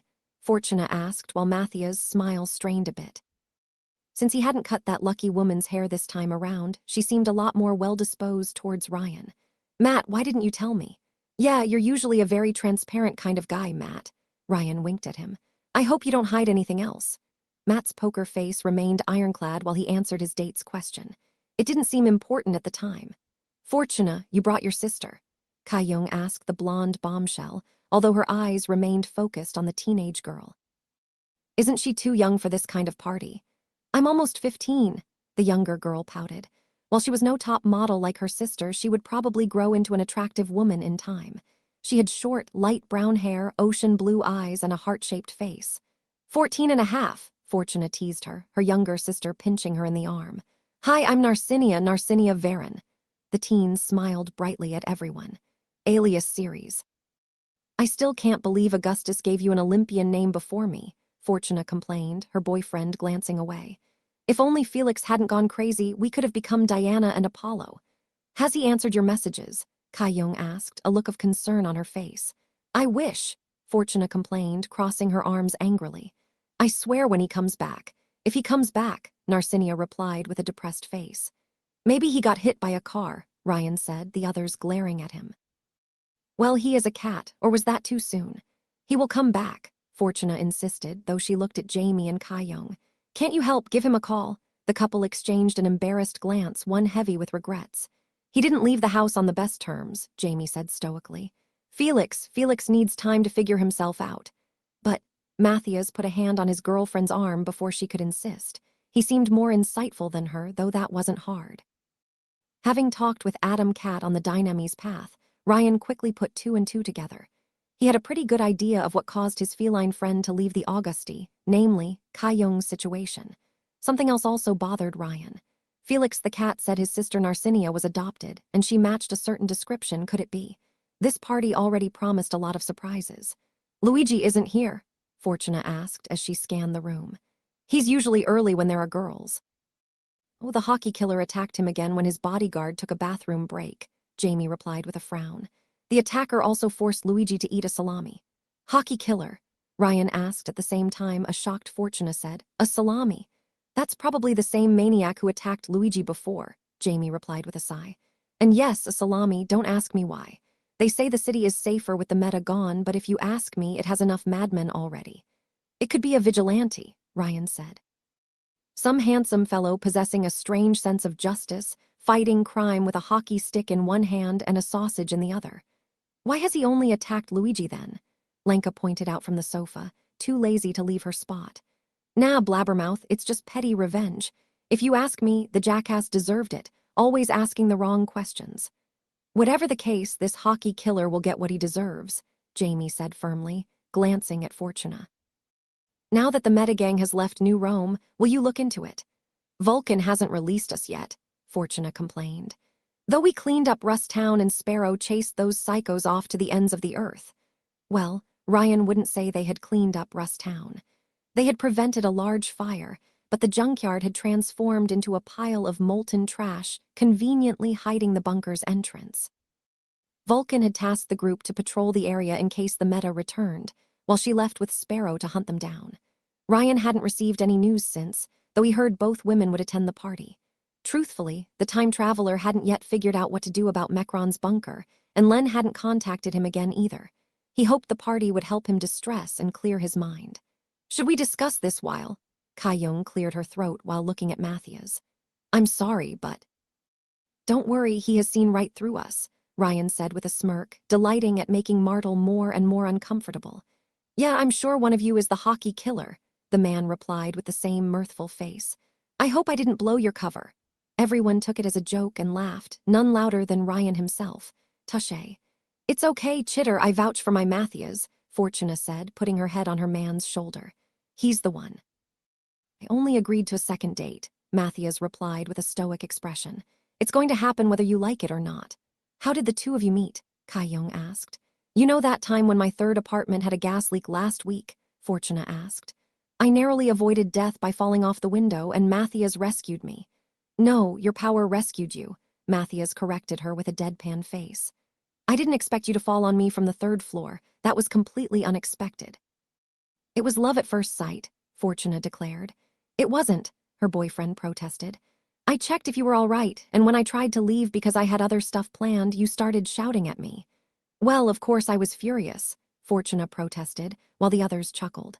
The world's most beautiful woman falls on your lap and asks you to spoil her because she's distressed, and you dare refuse. Yes, Matthias replied bluntly. Clearly, he was immune to Fortuna's charm and she couldn't stand it. What my world should have stopped for you. Yes, it should have. And she said it without any hint of sarcasm whatsoever. When I look at boys, they drop at my feet, but you, Matt, you walked away. When does the music start? Narcinia finally spoke up. She seemed a bit shy in the presence of so many older people, but grew more confident as the group exchanged pleasantries. It's too silent. Jamie glanced at Ryan, who showed them the DJ, a brain in a jar hooked to the TV and loudspeakers, surrounded by Kai-Young's rats. You use a genius-made cyberbrain as a DJ? Narcinia asked, though unlike the others, she seemed more excited than bothered. So cool. I shouldn't have asked you to take care of the playlist, Kai-Young told Ryan with a regretful sigh. Remorse is for those who don't know what they want, Ryan replied, activating DJ Brain. Now watch. The brain started playing music, and as it did, a light shone from inside its tank. As the liquid protecting the gray matter changed color, creating a nightclub ambience with the appropriate music. Catchy, Lenka admitted, nodding to herself to the tune of the music. I don't recognize the artist, Kai-Young said, while her rats started breakdancing around the TV. It's a Grand Theft Auto remix, Matthias said, much to Ryan's surprise. A pretty good one, too. Matthias is a game designer, Fortuna said, since he was clearly too modest to boast for himself. He's super talented. To be precise, I'm a programmer and I make indie games on the side, her date replied with a sheepish grin, the most emotion Ryan had seen him emote so far. Mostly RPGs and Metroidvanias. Nobody understood the jargon, except Ryan, who had stars in his eyes. However, he decided to test that man's knowledge first, before getting his hopes up. Have you played Metroid Fusion? Yes, but I prefer Super Metroid, Matthias replied. More open-ended. Best Square RPG. Final Fantasy VII, but VI holds a special place in my heart. There's another gamer alive on this godforsaken planet. Ryan was almost brought to tears at finding a soulmate. I can die happy now. Do you have powers, nerd, too? Lenka asked Matthias, raising her head above the sofa with a beer can in hand. Name, S. Lenka, by the way. The programmer nodded. One of the bedrooms, yours I presume, is painted brown, with 30 beer cans in a corner and a motorcycle magazine. Oh great, a blue, Lenka shrugged before he could finish. If you tell anyone what's below the bed, I'm killing you. Matthias can see anything within a short radius, Fortuna replied with pride, putting an arm around his. He seemed much more uncomfortable about open displays of affection than his girlfriend. Ryan got the feeling she had more or less dragged him to the party. PFF, that's nothing. Narcinia grabbed a knife from the kitchen and then raised it at her thumb. Look! She cut her thumb before anyone could react, a drop of blood falling on the parquet. The liquid quickly expanded into a bubble while taking a green coloration before changing shape. The strange mixture grew horns, legs, fur. 5 seconds later, the group looked at a cute white goat. It's adorable, Kai-young said in amazement, while Jamie smiled warmly. I can create life from my blood, Narcinia boasted, her new pet letting out a cry. Nothing too complicated or too big, but I can make any kind of animal, plant, even chimeras. You can make any kind of goat? Ryan asked, now extremely interested. Of course, why? The courier looked at this pure-hearted girl deep in her big eyes and then whispered 2 words that would corrupt her forever. Goat fights. Narcinia looked at Ryan as if he were a genius, which he was, and then made a second goat. A black-furred born fighter with golden eyes. Which one do you take, Ryan? She asked, as the 2 goats glared at each other. The black one. He could already see the untapped market. Narcinia ended up making 8 goats as new guests decided to participate. She granted each of them a different color and held a tournament while the house slowly filled up with people. A few had formed a circle around the sofa to watch the final battle. Go ma biquette! Ryan cheered up his champion half in French, half in English. She locked horns with her rival, ready to claim her rightful place as the competition's winner. You can do it, Shubnigurath. You gave it a name, Blabbermouth, Lenka asked, having bet on a golden goat and grown strangely invested in the fight. Kick her ass. Unfortunately, her animal couldn't stand long against Shubnigurath's implacable ferocity. The black goat managed to toss her rival to the side, who joined the other defeated contestants in shameful exile. Yes, yes! Ryan instantly petted his black goat, who raised her head with smug confidence. The spectators applauded, though none as loudly as Narcinia. You did it! You did it! I'm sure you cheated by stopping time, Lenka grumbled while finishing her current smoke. With the spectacle finished, most guests dispersed to talk in a corner or grab a drink. Would you say that if she were white? Ryan accused her, stroking Shubnigurath's ear. Actually, he did cheat once, but only against Fortuna. Considering her insane luck, he had to level the playing field somehow. Anyway, Lucky Girl proved to be a sore loser and left the competition with her beau. The couple had moved to the kitchen bar, with Fortuna spending her time advertising her boyfriend to everyone who would listen. Jamie, ever the people's person, engaged Matthias in a friendly conversation while mixing cocktails, though the programmer remained guarded. Kai-young welcomed every new guest as they arrived, growing more anxious by the second. All of the guests were genomes, and most of them advertised. A telekinetic whom Ryan recognized as one of Renesco's customers helped Jamie with the bar by moving drinks around, while a fire manipulator showed off to a girl by creating burning shapes out of thin air.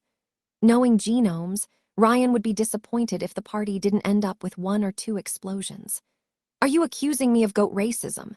Lenka brought him back to the conversation. What do we do with the goats now, though? Narcinia asked. Her creations had started playing with Kai-young's rats, the rodents climbing on top of the larger goats. Most of the guests looked at them with amusement and some with hunger. You make a wolf to eat them, Ryan suggested, his goat champion looking up at him.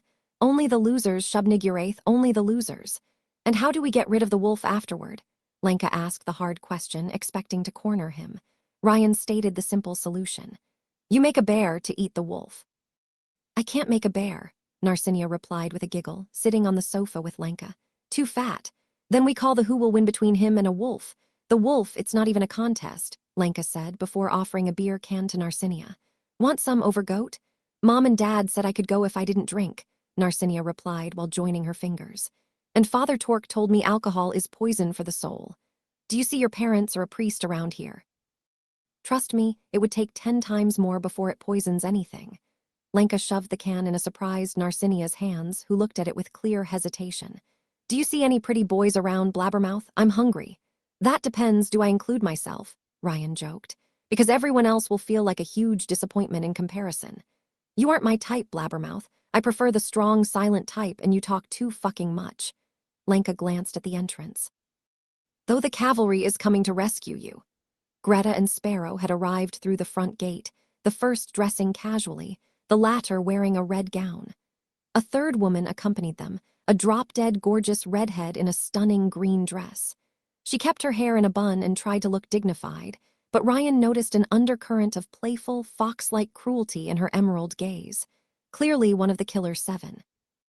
It took Ryan a second to realize that all 3 of the assassins escorted a young woman in her early 20s, a stunning, queen-like lady with long platinum hair, almost silver.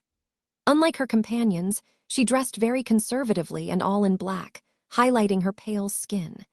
That stoic woman scanned the room, an apathetic look in her blue eyes. Her expression was one of pure, absolute boredom. Quicksave was halfway tempted to approach her, but when he got a good look at her emotionless face, he backed off. She looked a bit too much like a younger Pluto for his comfort. Greta noticed him, though, and gave him her usual fake smile, while the pale lady muttered a few words to Sparrow and the redhead. She didn't seem interested in social interaction, moving towards the bar to drink in a corner. "Vamp," Lenka said, indicating the redhead with her chin. "She's a bitch and she drains her partners dry, so don't approach her. Obviously, you've met Nash and Greta already." Nash, nice nickname for a sparrow. "And the platinum." "Don't," Lenka said, her voice no longer playful. "Seriously, don't get near her." "But it's Livia," Narcinia said as if it explained everything. "I ain't cleaning your bloody corpse, blabbermouth, so follow some social distancing guidelines," Lenka said, starting her 4th smoke of the night. "Vamp will kill you while you fuck, but you won't get that far with Livia." "What, she can turn me to stone with a glance?" Ryan asked. "It's not Livia you should fear," Lenka replied ominously. "It's her father." "And she dated my brother," Narcinia told Ryan. "So she's a cat person." Narcinia pinched him in the arm. "That was stupid," she said with a smirk. "Teenagers. Don't you want to date my sister, Ryan? We could have goat fights every weekend." "I'm pretty sure she's already taken," Lenka snickered while reviewing the guests before letting out a sigh. Apparently she hadn't found anyone to her liking yet. "But I don't like that guy," Narcinia complained, snapping the beer can open. "He stares at me sometimes, it's creepy. I hope my sister gets bored of him soon." "I'll settle that right now."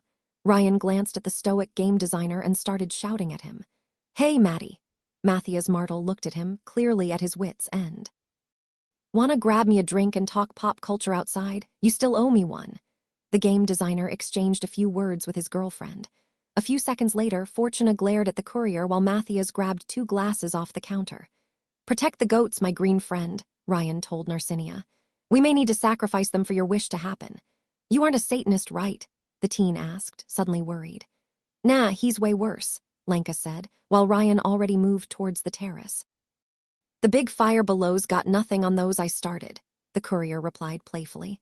I was kidding," Narcinia pleaded, Shub-Niggurath letting out small cries. "I was kidding." Ryan winked at her over his shoulder before being joined by Matthias. A few genomes had taken over the infinity pool, but for now, most remained inside. The courier grabbed a drink offered to him, then sat on the ramp, an inch from falling into the void below. He looked up upon hearing noise, watching Vulcan's mech pass over the house and land in the garden outside. Good, Ryan would interrogate her about how her hunt of the metagang had gone. "I thought you were unlucky in love," he asked Matthias. "I am, she's a job," he replied, confirming Ryan's suspicions about his identity. "One that backfired spectacularly, I should add. Her power is busted." "That's pretty cold," says the pot, calling the kettle black. The programmer sipped his glass and glared at the courier. "You're a colossal dick, Quicksave." "I know, and you love me for it." "Good call for Luigi, though," he replied, low enough that no one else would overhear. "I was going to take care of him, but you acted quicker." "I'm sorry my hatred of truthsayers got in the way of your cold-hearted assassination attempt." Ryan glanced at Narcinia. She and Lenka moved the sofa aside, clearing out the living room to turn it into a dance floor. The rave party would begin soon. "So, it's her?" Matthias Martel didn't look at him, instead staring at the Varan sisters. For a moment, the mask slipped, and the real person beneath spoke through. "Yeah," Shroud replied, a dangerous look in his eyes as he observed Narcinia. "It's her." "When is the sound coming?" Lenka asked Ryan for the 3rd time, an elbow on the loudspeaker. "When you find me another brain," Ryan replied, tinkering with the device. A few people had already taken over the dance floor, but the house's equipment couldn't support a true rave party. Seriously, Kaiyong needed to stop buying Dynami's home products. They were barely a cut above pre-war's Chinese imports. Actually, did buying the enemy's products count as collaboration? "Stop distracting him," Narcinia told Lenka, defending Ryan with such zeal that he considered making her his sidekick. The green genome was busy cultivating strange, phosphorescent mushrooms on the ground. She had promised it would help with the rave, and the courier let her run wild with her imagination. Quicksave glanced at Matthias, who was talking with Fortuna and other members of the Killer Seven. Half an hour had passed since their conversation, and the house was now filled to the brim with guests. "So you're adopted?" Ryan bluntly asked Narcinia. "Did you ever learn who your birth parents were?" "Ryan," Lenka snapped at him. "They were raiders," Narcinia replied, almost casually. "Father Torque said they were killers and rapists and that Augustus punished them because it was divine justice." Ryan could have sworn the TV's screen threatened to crack for a brief second. He glanced up at Matthias, whose smile contrasted with the icy look in his eyes. "Sorry," Lenka said, glaring at the courier. Thankfully, the power outburst had been subtle enough for her to miss it. "Blabbermouth has no tact at all." "It's okay," Narcinia replied with a cute smile. "My real family is the one that raised me. My mom and dad are awesome, and my siblings even more so." "I was adopted too, but it sucked," Ryan said with a shrug. "Well, half of it." "Really?" Narcinia's head perked up in interest, while Lenka listened in silence. "My parents died when bandits wiped out our community to steal our supplies," Ryan said. It had been so long ago, it had lost almost all emotional effect. "I was 11, I think, maybe 12, and I turned out great." "Ryan," Lenka's voice had lost all playfulness. "Did these bandits—" Ryan glanced at the snake tattoo on her arm, that of her former gang. "You weren't among them, and they're all dead," the courier replied with a shrug. "I'm over it." Lenka fell silent with a thoughtful look on her face, while Narcinia looked between them in confusion.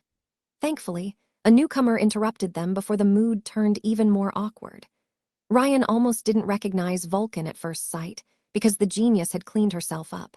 She had traded her usual clothes for a black halter top and pants, and let her hair fall down on her shoulders. While she was no head-turning beauty, the Augusti capo looked great. He really had a thing for geniuses shorter than him. Ceres' sphere. Vulcan smirked upon seeing the courier. "Ryan, hey, my favorite arms dealer," Ryan rejoiced, raising a screwdriver. "Your arrival is just perfect." "Always," she replied, a hand on her waist. "Tell me something I don't know. Do you have anything to boost the sound?" Ryan asked. "I'm trying to jury-rig the loudspeakers, but I need more juice."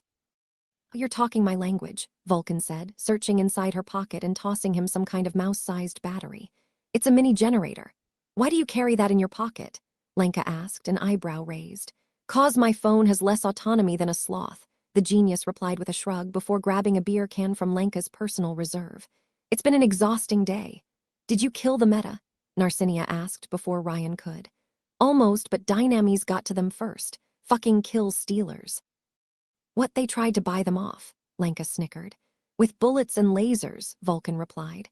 "They sent 3 armored squadrons plus heavy hitters like Devilry and that bitch Wyvern. Those vultures fell on the meta and opened fire on sight." "Oh, was there gas in their alliance?" "Well, I guess it was time to clean up loose ends," Ryan said. Adam didn't look surprised. He sacrificed a few men, but he managed to escape on a goddamn submarine. "A submarine?" Narcinia immediately asked, unable to resist the lure of undersea adventures. "Yeah, a freaking submarine with Mecron's emblem on it." The dreaded genius name instantly killed the playful mood. Lenka toyed with her smoke, a frown forming on her face.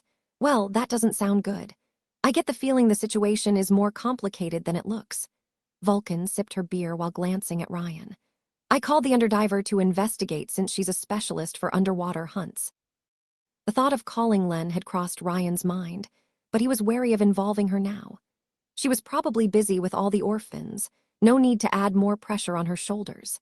Anyway, thanks to Vulcan's gadget, he completed his design and amplified the sound, turning the modest loudspeaker into a weapon of mass destruction.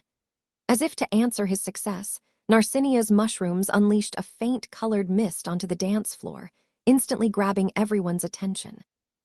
Trading his screwdriver for his drink, Ryan cleared his throat. "Boys and girls," the courier shouted while raising his glass, his voice reverberating through the loudspeaker. "With great power comes zero responsibility."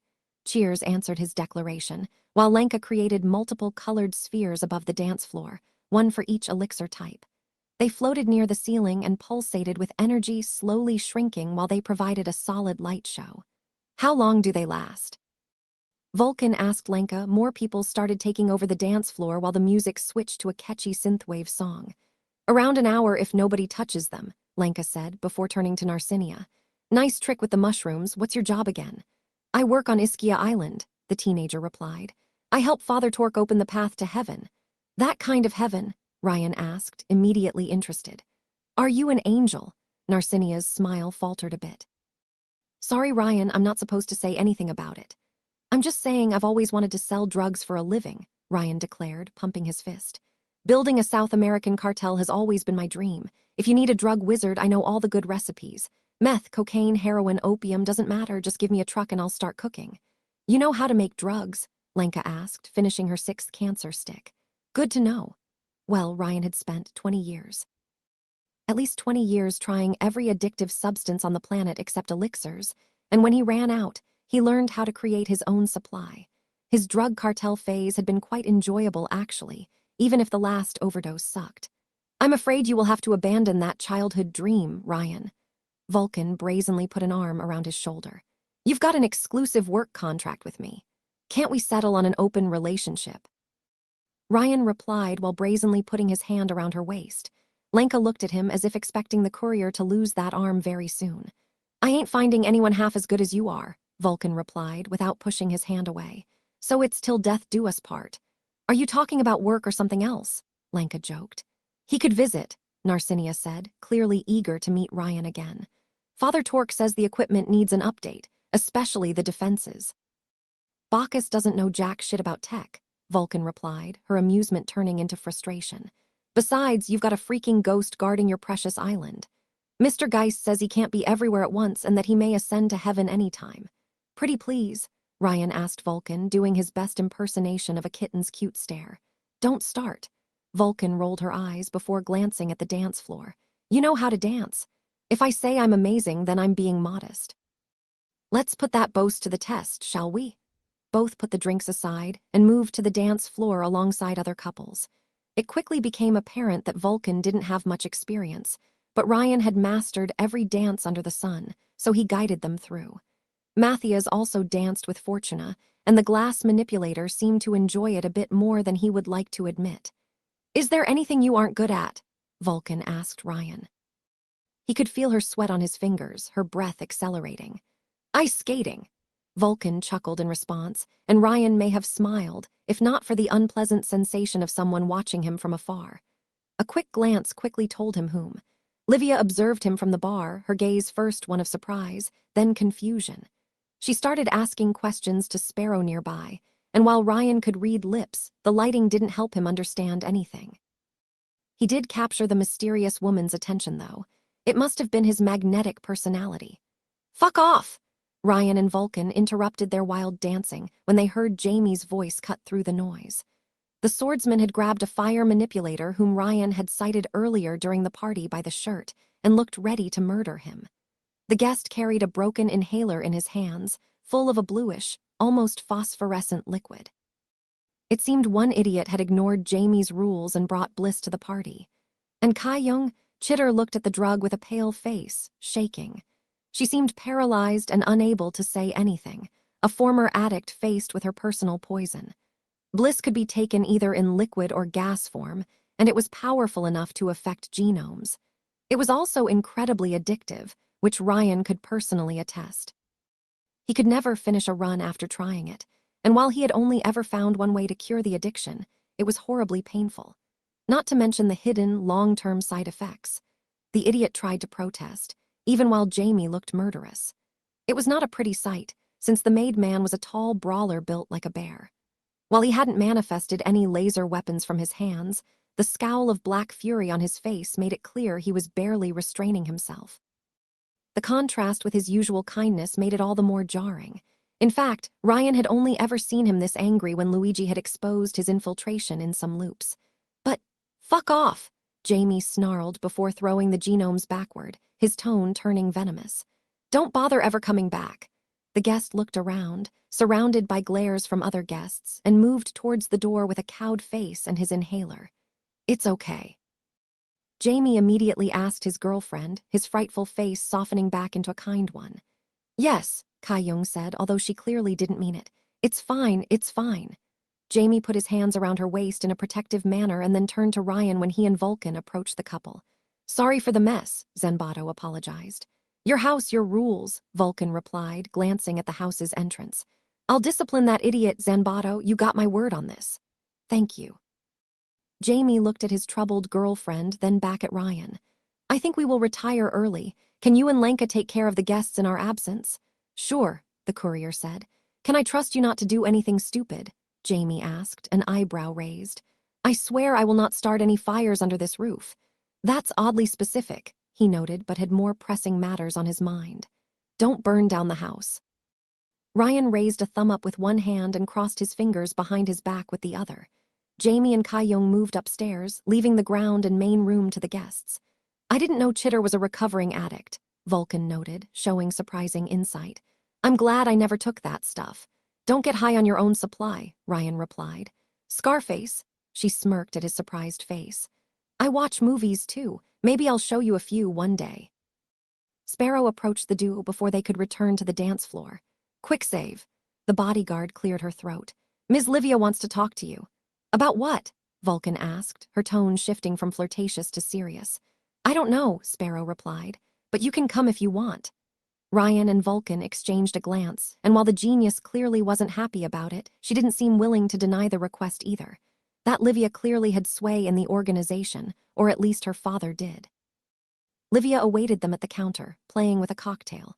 Greta and the vamp formed a security cordon around her, giving her a safe space among the crowd.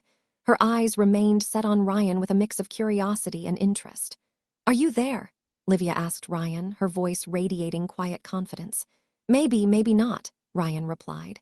Can we ever be sure that we truly exist? As in, are you physically there, or are you a hallucination? Well, true hallucinations don't ask if they're real, Ryan said. That's how I tell them apart.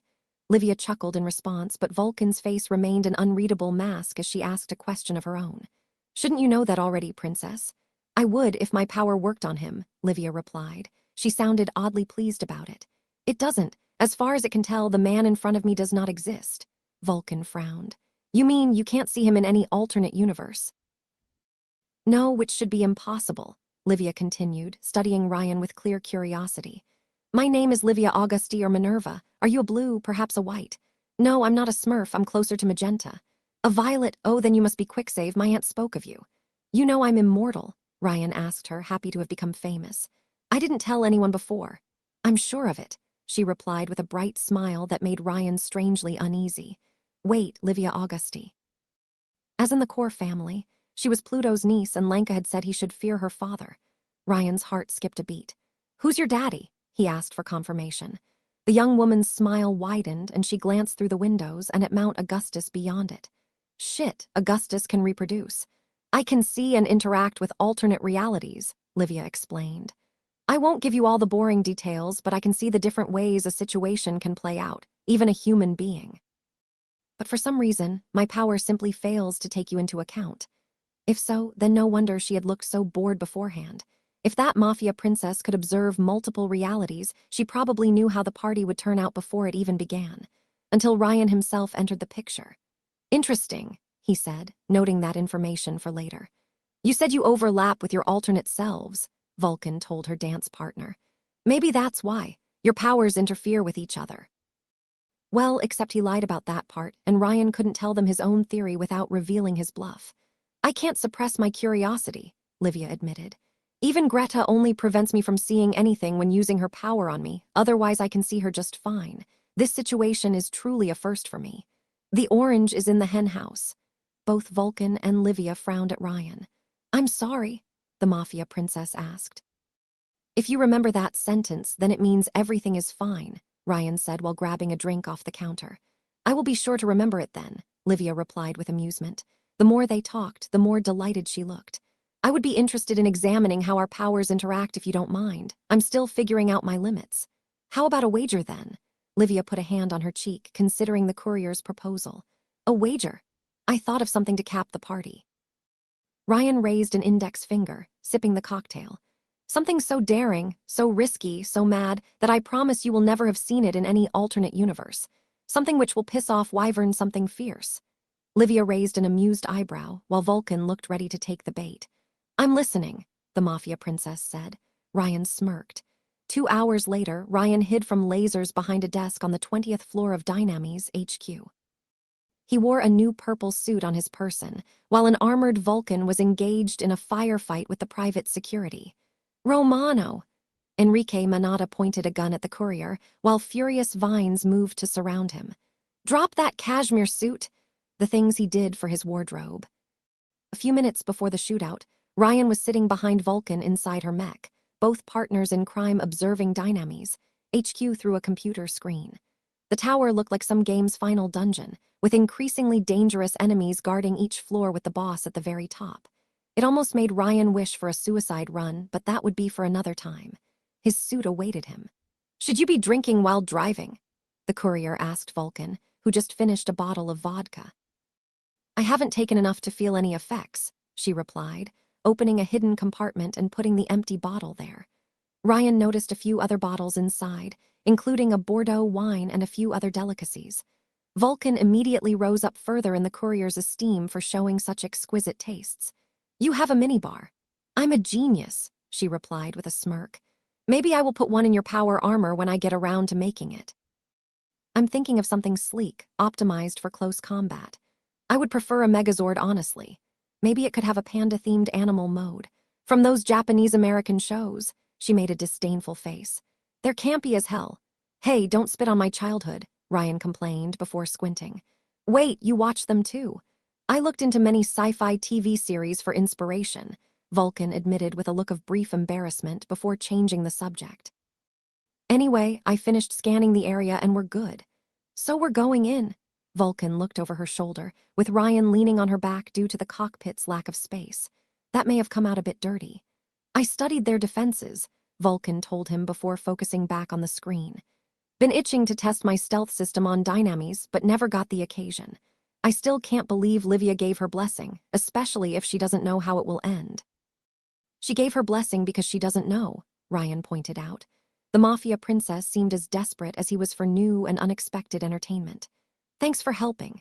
"I wouldn't try that if Alphonse Manata was in town, even for your pretty face," Vulcan admitted.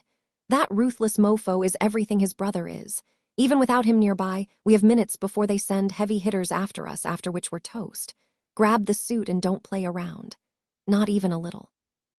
"Don't play around, Ryan," Vulcan replied firmly, pointing at the building right next to Dynamis HQ, namely the Miglir Tower. "Their best can take on our best, and it's their territory. They will move to reinforce the strategic areas like the labs once the alarm is sounded, but confusion will only buy us so much time. Now hold on to me." Ryan sighed, but consoled himself with the thought of finally getting a cashmere wool suit.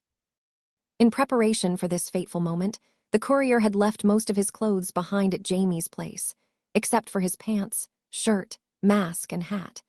The only thing he carried with him was the plushie, too dangerous to be left without supervision. Vulcan put it in a compartment inside the mech, sealing its evil away.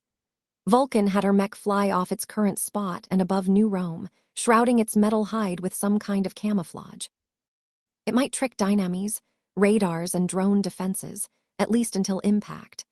Vulcan's mech quickly accelerated, the G-force increasing until Ryan had no choice but to hold on to the pilot to avoid being thrown backward. He could see Dynamis' building get closer and closer on the computer screen, wing-shaped drones flying around the perimeter. The combination of speed, low altitude, and stealth hid the power armor from their gaze. And then, the mech hit the building like a missile, shattering the 20th floor's windows and most of its ceiling. Vulcan powered through furniture, assembly lines, and wardrobes before finally stopping. "Go, go, go!" Vulcan shouted at Ryan while the cockpit opened, the courier immediately emerging from the mech. Dynamis' wool factory was a sanitized floor lacking anything resembling warmth or color, with mechanical arms replacing humans as part of the assembly line. Only a few desks oversaw the production lines, and since they each housed a computer, they probably belonged to engineers. 2 elevators and stairways linked the floor to the rest of the building south of the duo's current position. Alarms started resonating across the floor, metal panels, closing the windows outside, and security cameras immediately focusing on the intruders. Ryan didn't pay it any attention. A Gregorian song in his head drowned all noise outside, his attention entirely focused on something straight out of his wildest dream. The freshly made cashmere wool suits were gathered in a wardrobe near his position, each one a different color. Among them was a purple-dyed one, with pants included. The perfect suit had been waiting for him all along. No man would have been insensible to such a sight, and Ryan was no exception. He carefully touched this luxury cloth with his bare hands, feeling the texture, the warmth, the weight of the €1,000 spent on making this vision of heaven. He took this snazzy suit away from the wardrobe, basking in its glory. Suddenly, Ryan decided that existence wasn't meaningless. All the conflicts in mankind's history had been worth it, for they led to the creation of this suit. "Ryan!" Vulcan shouted at him from inside her mech, growing tense and impatient. The machine had to lower itself not to hit the ceiling. "What the fuck are you waiting for?" "I'm sorry." Ryan had to suppress tears of joy. This is the meaning of life." Unfortunately, newcomers decided to interrupt his divine revelation. A 6-man squadron in white power armor stepped out of the 2 elevators, escorting Blackthorn. The Dynamy's executive finished adjusting his suit as if preparing for a meeting rather than a fight. "Mr. Romano, Miss Sharif," Enrique Manata said, always dryly polite. "If you wish to make a late-night appointment, we had a receptionist downstairs." His soldiers pointed their weapons, powerful laser rifles, at the 2 Augusti genomes. Vulcan raised her own cannon arm at them, both groups facing each other in a tense standoff. "I don't take appointments," the genius declared, trying to sound badass. "I force them." Ryan groaned at her lack of wit. She needed some coaching on that front. "Your attack is bound to fail," Enrique said with icy confidence. "The labs are secure, Don Hector is in another location, and our heroes will be there any minute. I don't understand what you're trying to do here, but this was suicide to even try." "Oh, a minute is fine," Ryan replied, walking towards Vulcan's mech. "We just finished our shopping and we will be on our way." "You won't get." Blackthorn suddenly stopped, his composure disturbed by something for the first time in the conversation. "Wait, what do you mean by shopping? I don't understand." Ryan pointed a thumb at his shirt. "Good." Ryan stopped time, and when it resumed, he had stripped down to his underwear. He kept only his mask, hat, and boxers on, the rest of his clothes on the floor. 6 laser rifles were instantly pointed at him, 5 at his head and 1 at his crotch, by far his most powerful weapon. "Behind me, sir, he's going to flash you," a soldier said, moving in front of a speechless Enrique Manata. Ryan ignored the jab, even as the entire squadron seemed ready to blast him to death at a moment's notice. He slowly put on the suit, pants last, ignoring the pervading tension in the room. No one dared interrupt him, his sheer moxie and the absurdity of the situation commanding everyone's full attention. "Better." Once he had put on the suit, Ryan started closing its buttons, slowly, methodically, lovingly. Finally, once he had finished dressing up, Ryan put his hands on his waist. Suit's colors mixed perfectly with his mask and hat, making him look fabulous, the way any Genome-S costume should. "Perfect!" For a moment, nobody dared utter a word. Enrique Manata looked at the courier, left speechless by the time manipulator's overwhelming glamour. Il Miglier's manager glanced at the suit, then at Vulcan, and finally at his men. They rolled their shoulders in confusion, so he looked back at Quicksave. You broke into our HQ, threatened to start a war for a suit." Enrique seemed unable to make a full sentence, interrupting himself whenever he said more than 5 words. He kept raising and lowering his hand as if trying to point out something, but unable to finish his action. Not for the elixirs, or Don Hector, but for a suit. The brand manager turned as stiff and lifeless as a Dynamy's ad. "Sir." One of the armored soldiers turned to Enrique, keeping his rifle pointed at Quicksave's crotch. "Sir, what do we do, sir?" "You can't possibly." "This has to be a diversion, can't possibly be that stupid." "I think you made his brain bug the hell out, Quicksave," Vulcan mused out loud, her cannon arm still pointed at Dynamy's squadron. Enrique shook his head, still unable to regain his composure. "I'm trying to process the sheer stupidity involved." "Oh," Ryan said, "and here I thought you were the smart one." The taunt snapped Blackthorn into action. The rose on his business suit grew to the size of a small cannon and fired a volley of sharp thorns at Quicksave, who dodged with a combination of time stop and hiding behind the closest desk. Vulcan immediately opened fire back with her weaponry, only for an armored soldier to shield Enrique with his body. The power armor resisted an artillery shell, although it made the bodyguard stumble. The rest of the squadron retaliated with lasers, targeting Vulcan first. "Shoot them," Enrique ordered while grabbing a Beretta hidden inside his suit, a hint of anger breaking through his composure. His rose fell off his costume and started growing to colossal size, turning into an abomination of thorny vines. Ryan peeked over the desk only to quickly hide back behind it, a laser barely missing his head and incinerating his beloved hat instead. The situation had devolved into an open shootout, lasers and artillery shells flying in all directions. The ceiling started crumbling above them, chairs and office supplies falling through growing holes. "Romano!" Enrique Manata pointed his gun at the courier while furious vines moved to surround him. "Drop that cashmere suit. Stay back," Ryan shouted from his hiding spot, noticing a few pencils and a suit sketch on the desk. "I've got a bottle of Roundup and I'm not afraid to use it." "You people have gone too far this time," Enrique snarled, his pride wounded. "You think this is a game? Are you high?" "Naturally so." Ryan stopped time as vines lunged at him from all directions, leaping over the desk and grabbing the pencils while at it. When time resumed, Blackthorn's mutant rose crushed the spot where the courier used to hide. Enrique reacted by pointing his gun at the time traveler's chest. Ryan threw the pencils at the manager's hand with near superhuman accuracy, forcing him to drop his weapon. However, before the courier could reach Blackthorn, rope-sized roots broke through the ceiling and attempted to grab him by the neck like a noose. Ouch! So ill Migler's manager could not only control plants in a large radius, but boost their growth too. "I guess you should have called yourself Greenhand," Ryan mocked Enrique, but was forced to run away to avoid the deadly plants. The courier rushed at Vulcan's mech, managing to grab his old clothes on the ground while a laser barely missed his shoulder. "Get I," Vulcan ordered, the cockpit opening. Ryan froze time again, climbed on the mech's back, and then slipped inside. "In!" Without a pause, Vulcan closed the cockpit and activated the propellers. The mech flew straight through the metal panels covering the windows, shrugging off lasers and thick vines. The vegetal abominations couldn't catch up with the mech once it escaped the building, Enrique glaring at it through the window's hole. Flying Dynamy's drones immediately gave chase and fired at Vulcan, who responded by accelerating. Ryan had to grab the genius by the waist to avoid being thrown back by the sheer G-force involved, as the mech flew away towards the Mediterranean Sea. Vulcan kept increasing the speed and lowered her altitude until her mech all but touched the waters, distancing the drones. After a 5 minutes chase, the mech lost its pursuers and decelerated. Once safe, Vulcan and Ryan looked at each other while still high on adrenaline, then erupted into shouts and victory cries. "That was amazing," Vulcan laughed, beaming with joy. "Yeah, right, it's comfy and classy." Ryan examined his new suit. "As if it were made for me.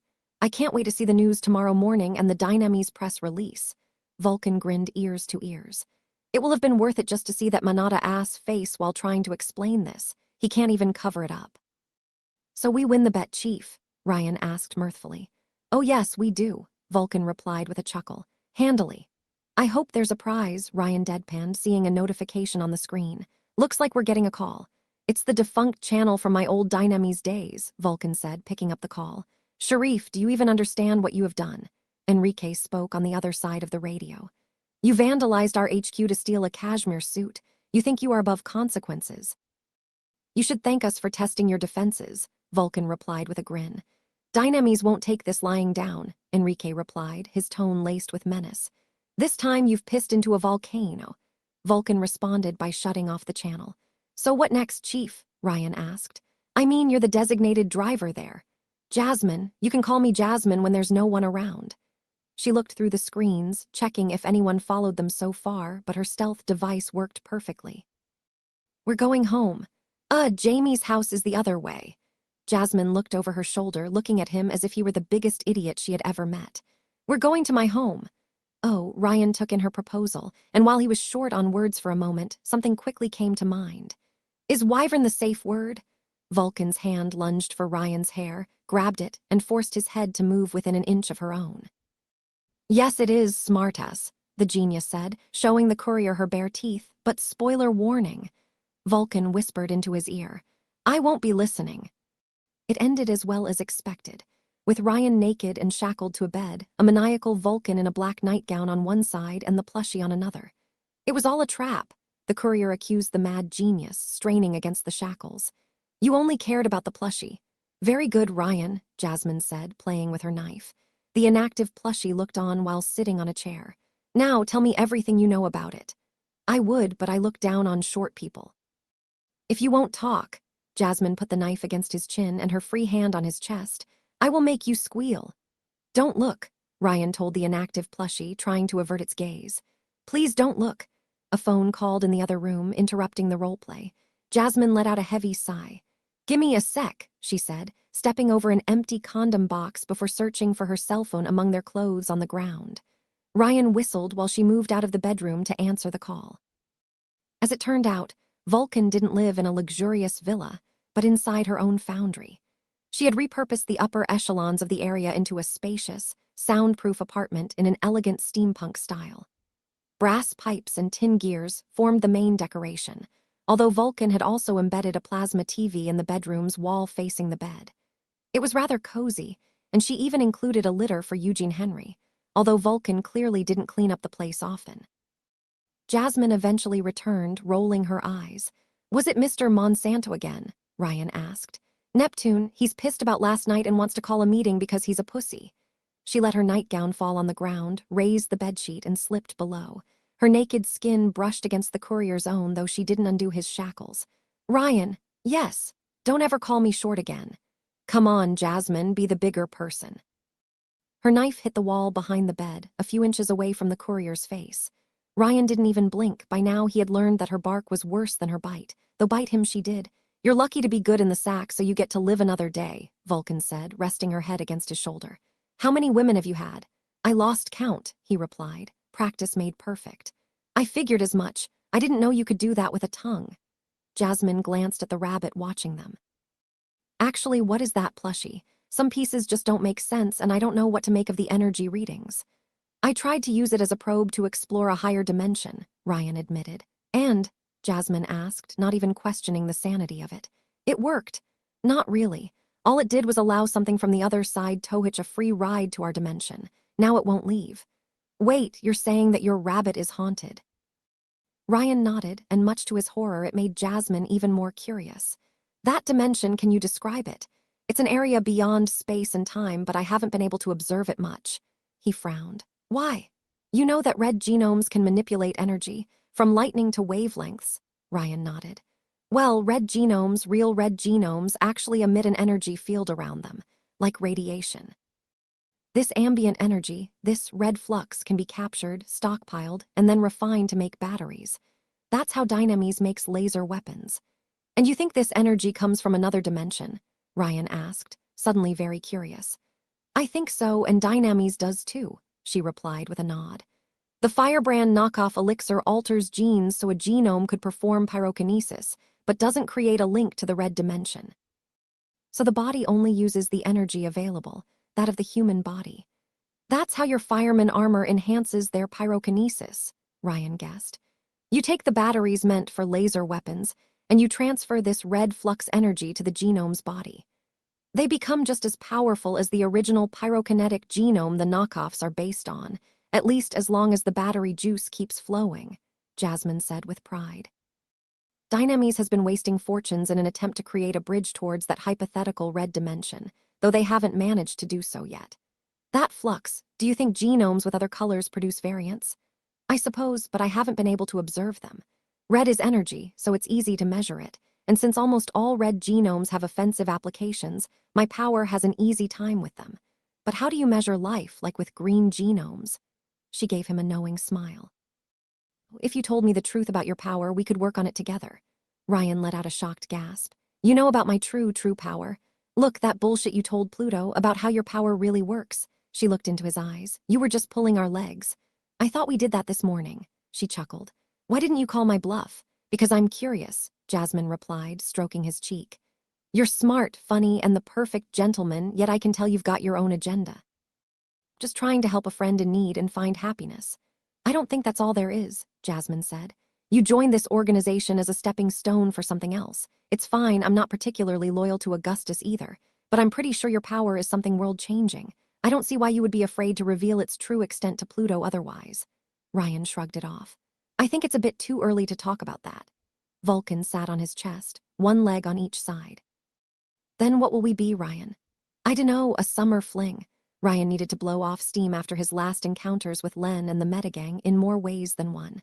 I don't want to get too attached, and you're probably going to forget me soon anyway. You aren't going to forget me, Ryan, I can promise you that. Vulcan stroked the courier's cheek. If only she knew. I'm fine with a summer fling, but as I told you before, it's an exclusive contract. Cheat on me and I'll fucking kill you. If you can do the fucking before the kill, I would appreciate it. She lightly slapped him in response. Hey, you've got an attitude problem, but I'll tame you, Ryan, I'll tame you straight. She put both her hands on his ears and ferociously kissed him on the lips like a lioness marking her territory. You know how to cook. Yep. Good, because I don't. We've got enough time for one more round and breakfast before the meeting. It's Jamie who's going to be unhappy, Ryan pointed out. I was supposed to help them clean up the house in the morning. Well, I'm higher in the hierarchy, so that's an order. Entertain me, minion. Ryan stopped time in response. When it resumed, Jasmine was the one shackled to the bed, the two having switched positions. Fuck, she said. You can actually stop time. You are going to tell me everything about Iskia Island, Miss Sharif, Ryan said, his body towering above her. We have ways of slipping past your defenses. Narcinia is 14, Jasmine smirked at him. She's too old for you.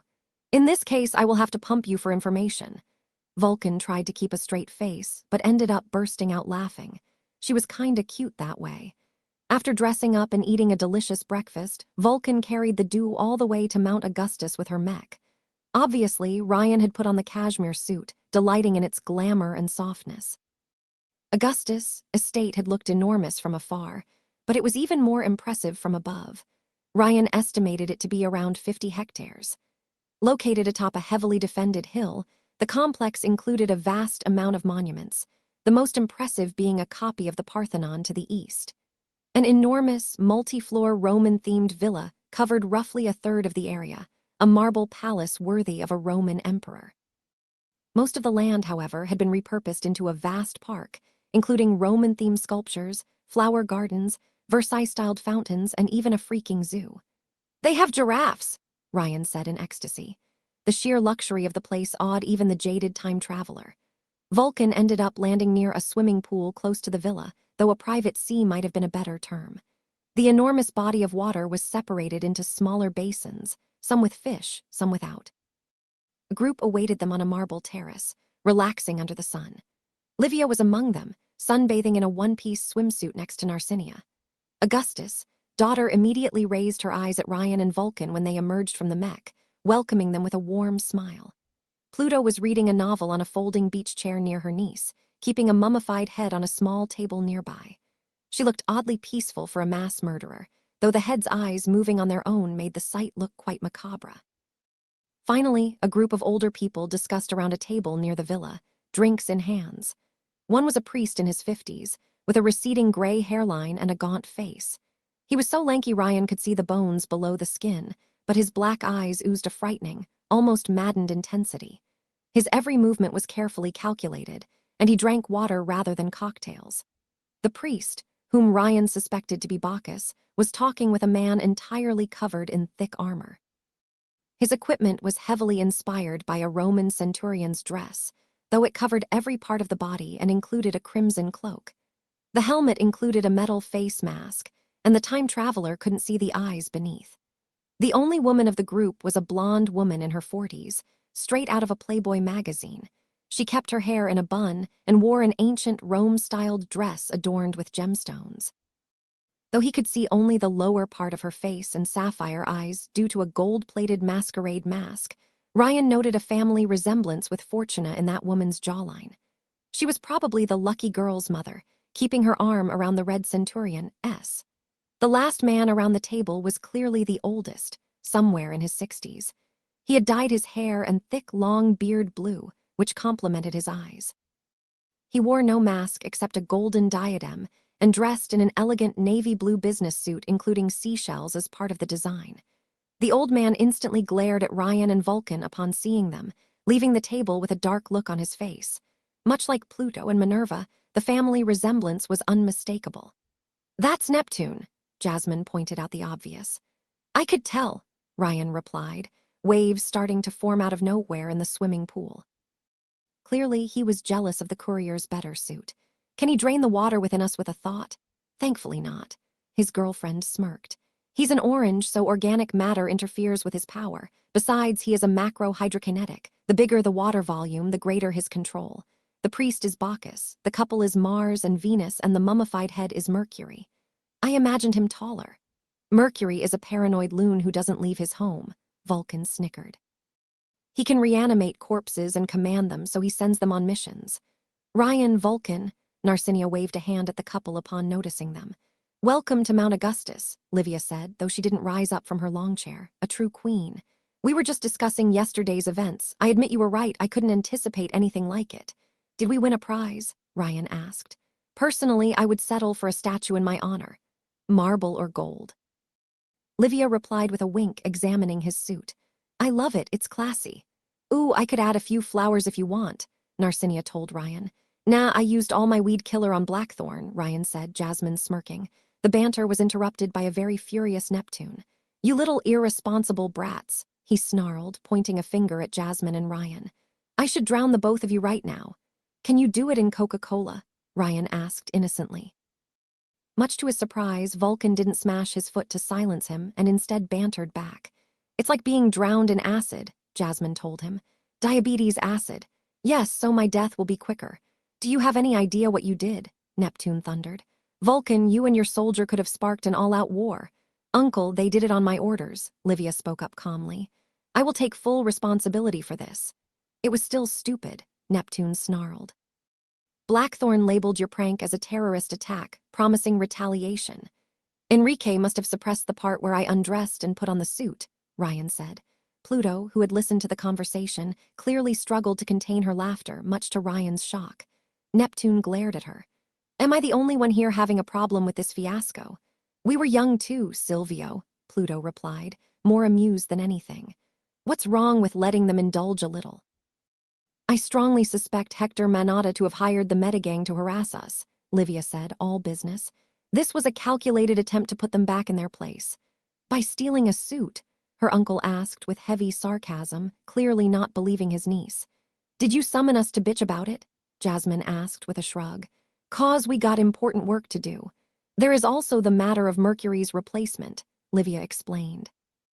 As we discussed in our previous meeting, I stand by my decision to retire. The mummified head spoke with an old, weary voice, startling Ryan. I've grown too old for this. Marco, last time I met you in the flesh, you were lively for someone past pushing 90.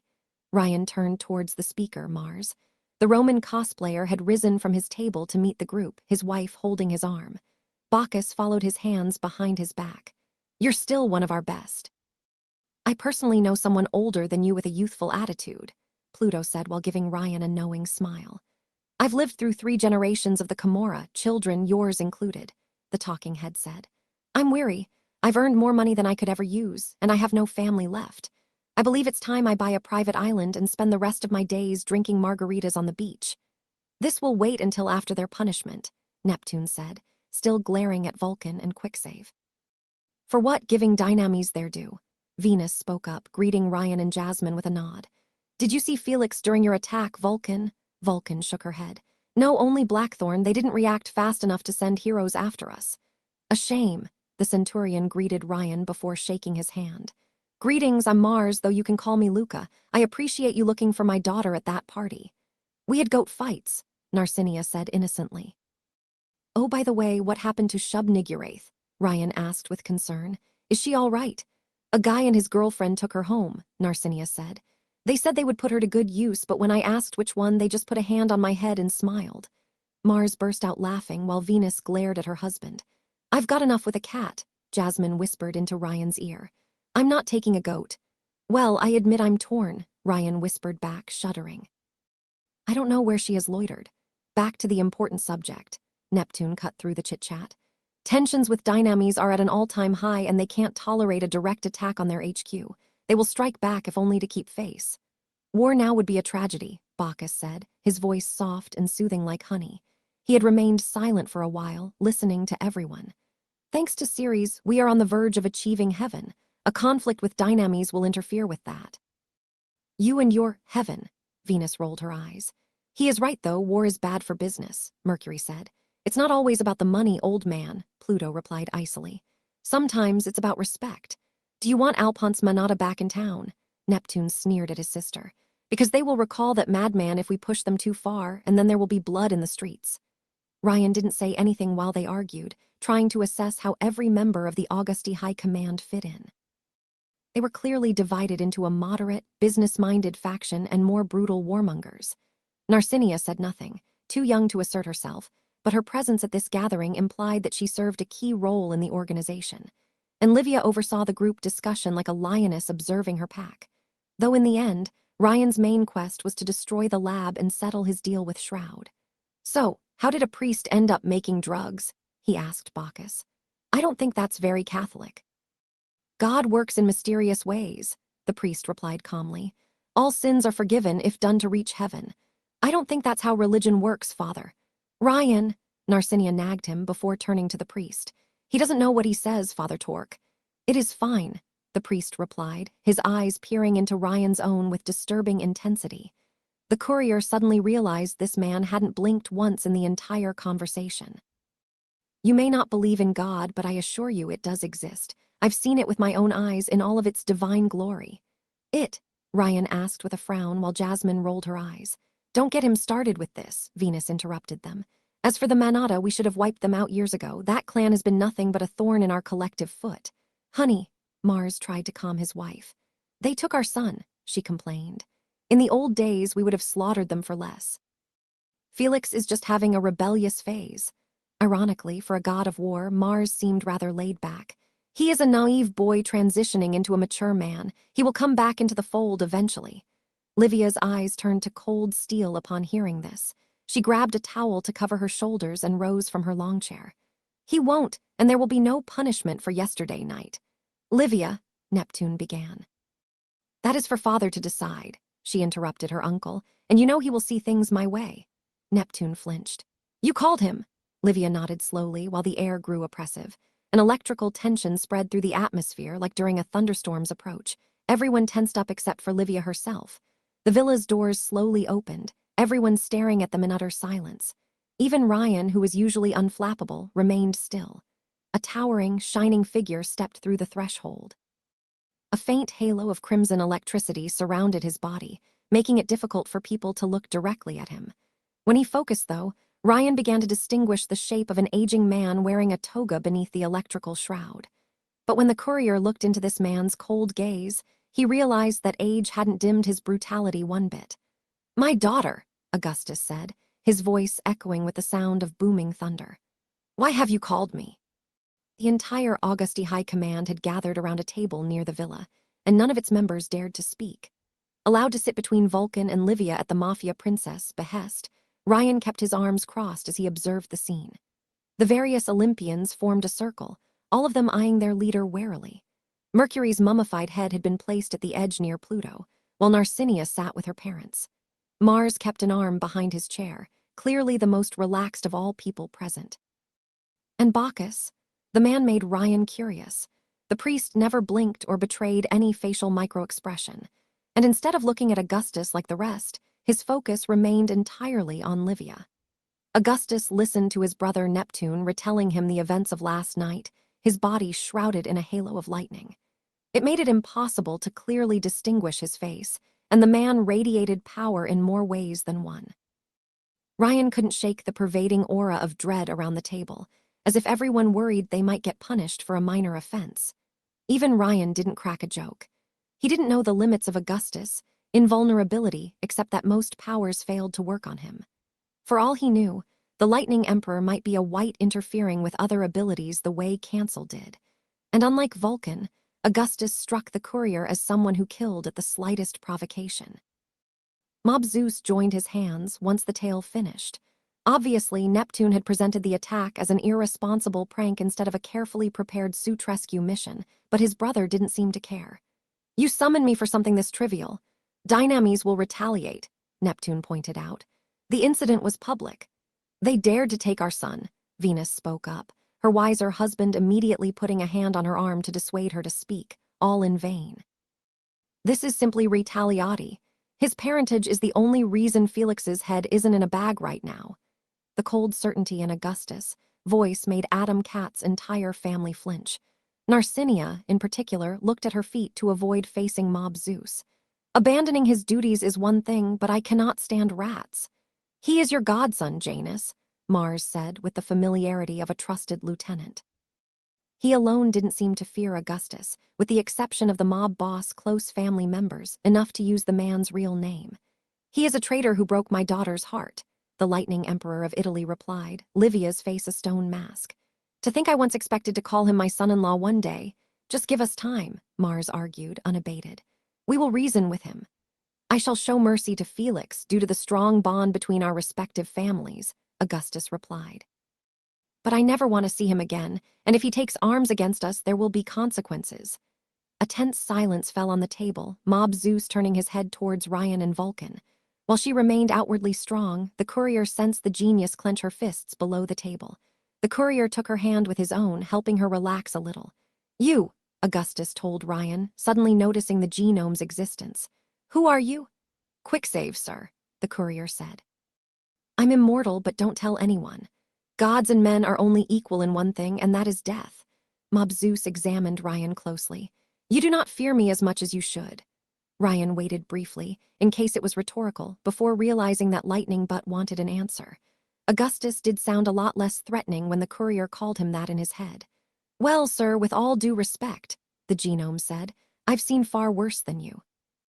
Augustus observed him without a word, and it started to hurt just looking at this thunder elemental. The silence grew more and more oppressive until Lightning Butt turned his deadly attention to Vulcan as Ryan's superior. What is his power? Alternate reality jumping, Vulcan lied. Lies. Augustus said that without raising his tone, but the electrical tension in the air increased tenfold. All gazes turned at Vulcan while Pluto eyed Ryan sharply. What is his power? Augustus repeated, the crimson aura around him growing in intensity. I don't know, Vulcan admitted. I don't understand it yet. Augustus let the silence set in, until Jasmine had to look away to avoid eye damage from the light. The mere unspoken threat of violence cowed the proud genius. The wise woman admits her own ignorance, Vulcan, Lightning Butt said while trying to sound profound before asking the other capos. Who is he? Ryan Romano, real name Cesare Sabino, Mercury said through the mummified skull. Son of Freddie Sabino, alias Bloodstream, a blood-controlling psycho killed by the carnival 4 years ago. It took everything for Ryan not to make a face of pure disgust, cursing all the times Bloodstream had introduced him to strangers using that name. He had believed in that delusion so much that he convinced everyone else it was the truth. Strangely, though, he did notice Livia's face softening when Mercury mentioned the carnival. She glanced at Ryan with what the courier took for a look of sympathy. Augustus' halo, meanwhile, flashed brighter for a second before returning to normal. Bloodstream, Mars spoke up, remembering something. Yeah, I remember him. That body-jacking maniac whacked a few of our guys back in the day. Jasmine's eyes widened as if she reached a eureka moment. Wait, she's your sister. I don't want to talk about it, Ryan replied dryly. And all that time I thought you wanted to. Jasmine caught her breath. Never mind. Augustus kept his attention focused on Ryan. What is your power? I told you, sir, the courier replied. I'm immortal. Quicksave is a violet who can affect alternate universes, usually to avoid death. Livia spoke up on Ryan's behalf. His abilities will help me develop mine. The Emperor joined his fingers together. You will vouch for him, my daughter. Yes, Lightning Butt nodded to himself before turning to his sister. I marked him, Pluto said, smoking her cigarette. He provided valuable services so far, but if he steps out of line, I'll whack him. After one last cursory glance at the courier, Augustus dropped the subject and turned to Livia next. My daughter, you approved of this attack. Yes, I did, Livia replied calmly. Then why are we talking about it? Janus, Neptune cleared his throat. This is serious. Minerva is my heir and speaks with my voice, Lightning Butt replied with disdain. Your role is to advise and mentor her, not to question her orders. Neptune joined his hands, clearly unhappy with this turn of events. Then what? We prepare for war. Even if we win, it won't be without heavy casualties. There will be no war, Livia said with absolute confidence. The Manada will retaliate in a public manner, yes, but Hector will reign in his sons before things degenerate. He is just as afraid of a prolonged conflict as you are, uncle. which is why he hired Adam the Ogre to attack us while maintaining plausible deniability. Do you have any proof of that? Mercury spoke up. I could not find any evidence, and from what Vulcan told us, Dynames tried to wipe out the psycho trash after she drove them out of Rust Town. Yes, I am certain, Livia said. I believe that either Adam double-crossed his corporate masters to pursue his own agenda, or Hector decided to erase the evidence. What do we do about the metagang, brother? Pluto asked, lighting a cigarette. Wipe them out, Augustus declared. I want them all dead to the last man. Is it worth it? Venus asked. They ran away. You leave your enemies alive and they will return to torment you, Augustus replied, his voice chilling. I will not take the risk. No man, no problem. Don't care about the resources needed. Don't care how long it takes. Don't care if it is disproportionate. Kill them all. And like that, Lightning Butt signed the entire metagang's death warrant. Pluto exchanged a glance with her niece and Vulcan, and Ryan could tell that they had already decided to cooperate to make that judgment a reality. What next? Augustus asked abruptly. My retirement, Mercury spoke through the mummified head. That's a shame, the lightning elemental said, a hint of emotion breaking through his unflappable demeanor. Your departure diminishes us all. It's about time I pass the torch too, Mercury replied. I have the perfect candidate to take over my division. Jamie Cutter, Mars guessed, Ryan immediately glancing at him. Zanbato, good soldier. Jamie has been nothing but loyal and competent since we introduced him into our organization, Mercury said with pride. Men respect him, he's trustworthy, and he gets results. Most capos around the table voiced their agreements, Vulcan included, though with one lone exception. I am against his ascension.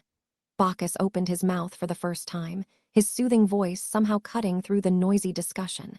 His opinions on Bliss worry me, and my division relies on supply runs from Mercury's. I was against selling narcotics too at first, Mercury said with what appeared to be a shrug. I knew my place, and so will the boy. Zanbato's loyalty to our organization will always trump his personal values, Livia voiced her opinion. We made him who he is in more ways than one, and he will never forget that. I validate his candidacy. Augustus listened without a word before reaching a decision. Very well, my old friend, he told the mummified head. Zanbato shall take your place as the new Mercury, and you shall be released from service. My home will always remain open to you. Zanbato's power does not fit the theme, though, Pluto mused out loud with an amused smile. Perhaps he should take another name, Hercules maybe. That will annoy Dynames, Venus said with a smirk, both women exchanging a chuckle. No, the name stays, Augustus quickly decided, but he will change his costume, Vulcan. Yes, Jasmine quickly spoke up. You will build Zanbato equipment worthy of his new divine station, Lightning Butt ordered. Costs are not an issue. I will. She nodded hurriedly, eager to make the invincible man forget the previous incident. What else? Augustus asked, immediately moving on. We are close to a breakthrough with Bliss, Bacchus spoke up, Narcinia shifting on her seat. I can feel it, a strain pure enough to speak with God.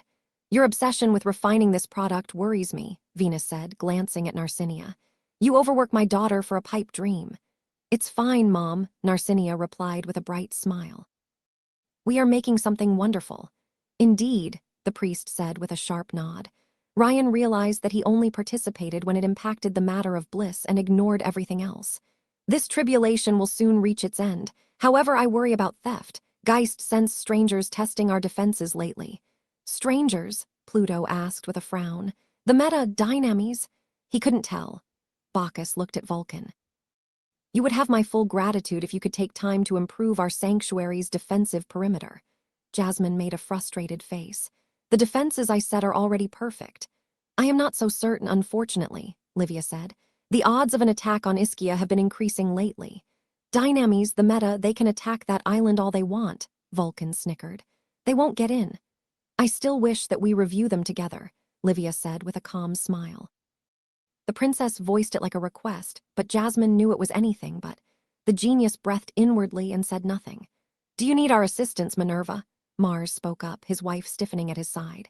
If anything endangers Narcinia, I do not think your presence will be necessary, at least at this stage, the Mafia princess said, a smile on her lips. We can handle ourselves. Augustus didn't seem interested in the subject, and the discussion moved on to a boring activity report. As he listened, Ryan learned more about which capo oversaw which part of the organization. Bacchus controlled the drug division, which involved Narcinia in its production. Vulcan managed the weapon trafficking, while Mercury handled gambling, casinos, and money laundering activities. Mars and Venus managed the prostitution and pornography wing of the organization. Finally, Pluto, meanwhile, handled hits, assassinations, and alternative protection services, while Neptune oversaw most of the organization's legitimate front businesses. Augustus didn't say much during the entire conversation, letting his daughter speak in his place. Livia discussed the Bliss production, the organization's revenues, where to invest, and so on. All in all, Mobzu seemed completely uninterested in the logistics of his own empire. He only cared about his family's authority and those who dared challenge it. He was a warlord, not a king. "I think we are finished," Neptune said upon finishing his own report. "We are." Augustus rose to his feet once he had heard enough. Clearly, he was not one to waste time with pleasantries. "Livia will take care of the rest. Do not bother me again." The Lightning Emperor quickly vanished inside the villa without a sound, the crimson halo disappearing with the man himself. Pluto and Neptune exchanged silent glances with Livia as if exchanging a silent message. Ryan couldn't explain why, but he had the intuition something was at work there. "Narcinia, we're going home," Venus told her daughter as she and her husband left the table. Mercury's mummified head had lost all semblance of life, the necromancer behind the line having ended the call. "We'll pick up your sister on the way." "I thought she was at Zanbato's house," Mars asked, a little surprised. "No, she stayed at her boyfriend's place and wants to present him to us." Venus shook her head. "She is moving too fast if you ask me." "I hope he has powers," Mars said, with the same tone of a racist father saying, "I hope he's white." "See you soon." Narcinia waved a hand at Ryan and Livia. The family politely saluted the other people present before leaving through the park. "I will take my leave too," Bacchus declared, turning to Livia. "Will you test the refined strain, Minerva?" "I doubt so," the Mafia princess replied with a distant gaze. "I cannot see what happens in alternate realities after I take your Bliss strain." "The risk is too great. Please give it thought," the priest argued. "A blue of your power might be the key to a divine revelation." Augustus' daughter dismissed him without an answer, and the priest responded with a formal bow. "Vulcan, quick save," he nodded at the two before leaving. "I will see you on Ischia Island." Neptune looked at Vulcan and Ryan with a frustrated gaze before raising his hands in surrender and leaving for the villa. Pluto moved to her spot near the swimming pool and continued her book where she had left it. "Quick save," she said while picking up her novel. "Yes, Cruella. My niece's mercy is the only reason you still draw breath," Pluto replied while flipping her book's pages. "Never forget that. Such nice, friendly people. You look adorable together," Livia told Ryan and Jasmine with a warm smile once everyone had left the gathering. "It's another surprise." Once almost everyone had left the gathering, Jasmine realized she hadn't let Ryan's hand go and quickly broke contact. "I don't need help," she told him, glancing away. "It was nice, but I don't need help." "Sure, I will adopt a hands-off policy then," the genius chuckled. "Your jokes aren't good, Ryan, but you are, I will give you that." "My, but thank you." The courier winked back before turning to Livia. "Did you know how everything at this meeting would turn out?" "Yes, with one exception," she said with apathy. "When my father turned to look at you, everything afterward was completely unplanned." So she couldn't read the time traveler at all. Good. Ryan didn't know how he could handle someone capable of predicting his actions before he even thought of them. Still, he felt some sympathy for that girl. Her situation was not so different from his own, living in a rehearsed reality while desperate for new stimuli. And she had probably talked her father out of murdering him on the spot. "I would appreciate it if you announced to Zanbato the news of his promotion," Livia said with formal dignity. "I believe he will be less embarrassed if it comes from a friend rather than a direct superior." "Sure, that will make more drinks for us when we celebrate," Ryan replied, though he couldn't suppress his curiosity. "What did you mean when you say that you made him?" "We have a war chest of elixirs," Livia explained. "Originals that we collected before they could be used, or knockoffs we requisitioned from our corporate competition. When unpowered foot soldiers prove themselves worthy of ascension through merit and loyalty, they are granted a potion. Jamie was among them." "And about your father, can I call him Lightning Dad?" "Not to his face," Livia chuckled, while Jasmine rolled her eyes. "Rome had co-emperors, one elder Augustus and a junior Caesar groomed to take his place. He is giving me more leeway as time goes on. I apologize for, well, how he treated the both of you. My father thrived in more violent times. At least he gets shit done, Vulcan replied, having recovered enough to snicker. Unlike the suits on the other side of town. I still don't get why you spoke on my behalf, though, Ryan admitted. Call me a good judge of character, but I can tell you are a great friend if treated with respect, Livia said, a hint of sadness breaking through her composure. And I can tell you are in great pain deep within. Ryan's mood turned sour. Do you want it? He asked Livia, finding the current situation a little too familiar to his liking. To follow in your father's footsteps. The mafia princess had an excellent poker face, but the courier had mastered the art of reading micro-expressions over his endless wandering. She was good but couldn't quite hide the unease beneath. Careful, Ryan. Livia gave him a strained smile. Here be dragons. Ruins of Sarajevo, Bosnia-Herzegovina, October 2014. Constructed inside a valley surrounded by 5 mountains, Sarajevo had once been a beautiful place. A perfect mix of small, pastoral houses and tall modern buildings.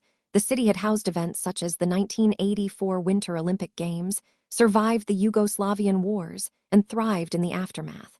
But that was long ago. Today, Sarajevo was a vision of hell. A steel graveyard ruled by a madman, its skies dark even during the brightest days. Only decaying ruins remained of the old city, consumed by a noxious purple cloud.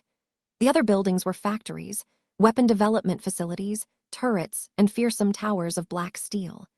The tallest structure was Mekron's fortress located in Sarajevo's center, an infinity symbol-shaped fusion between a military base and a particle accelerator.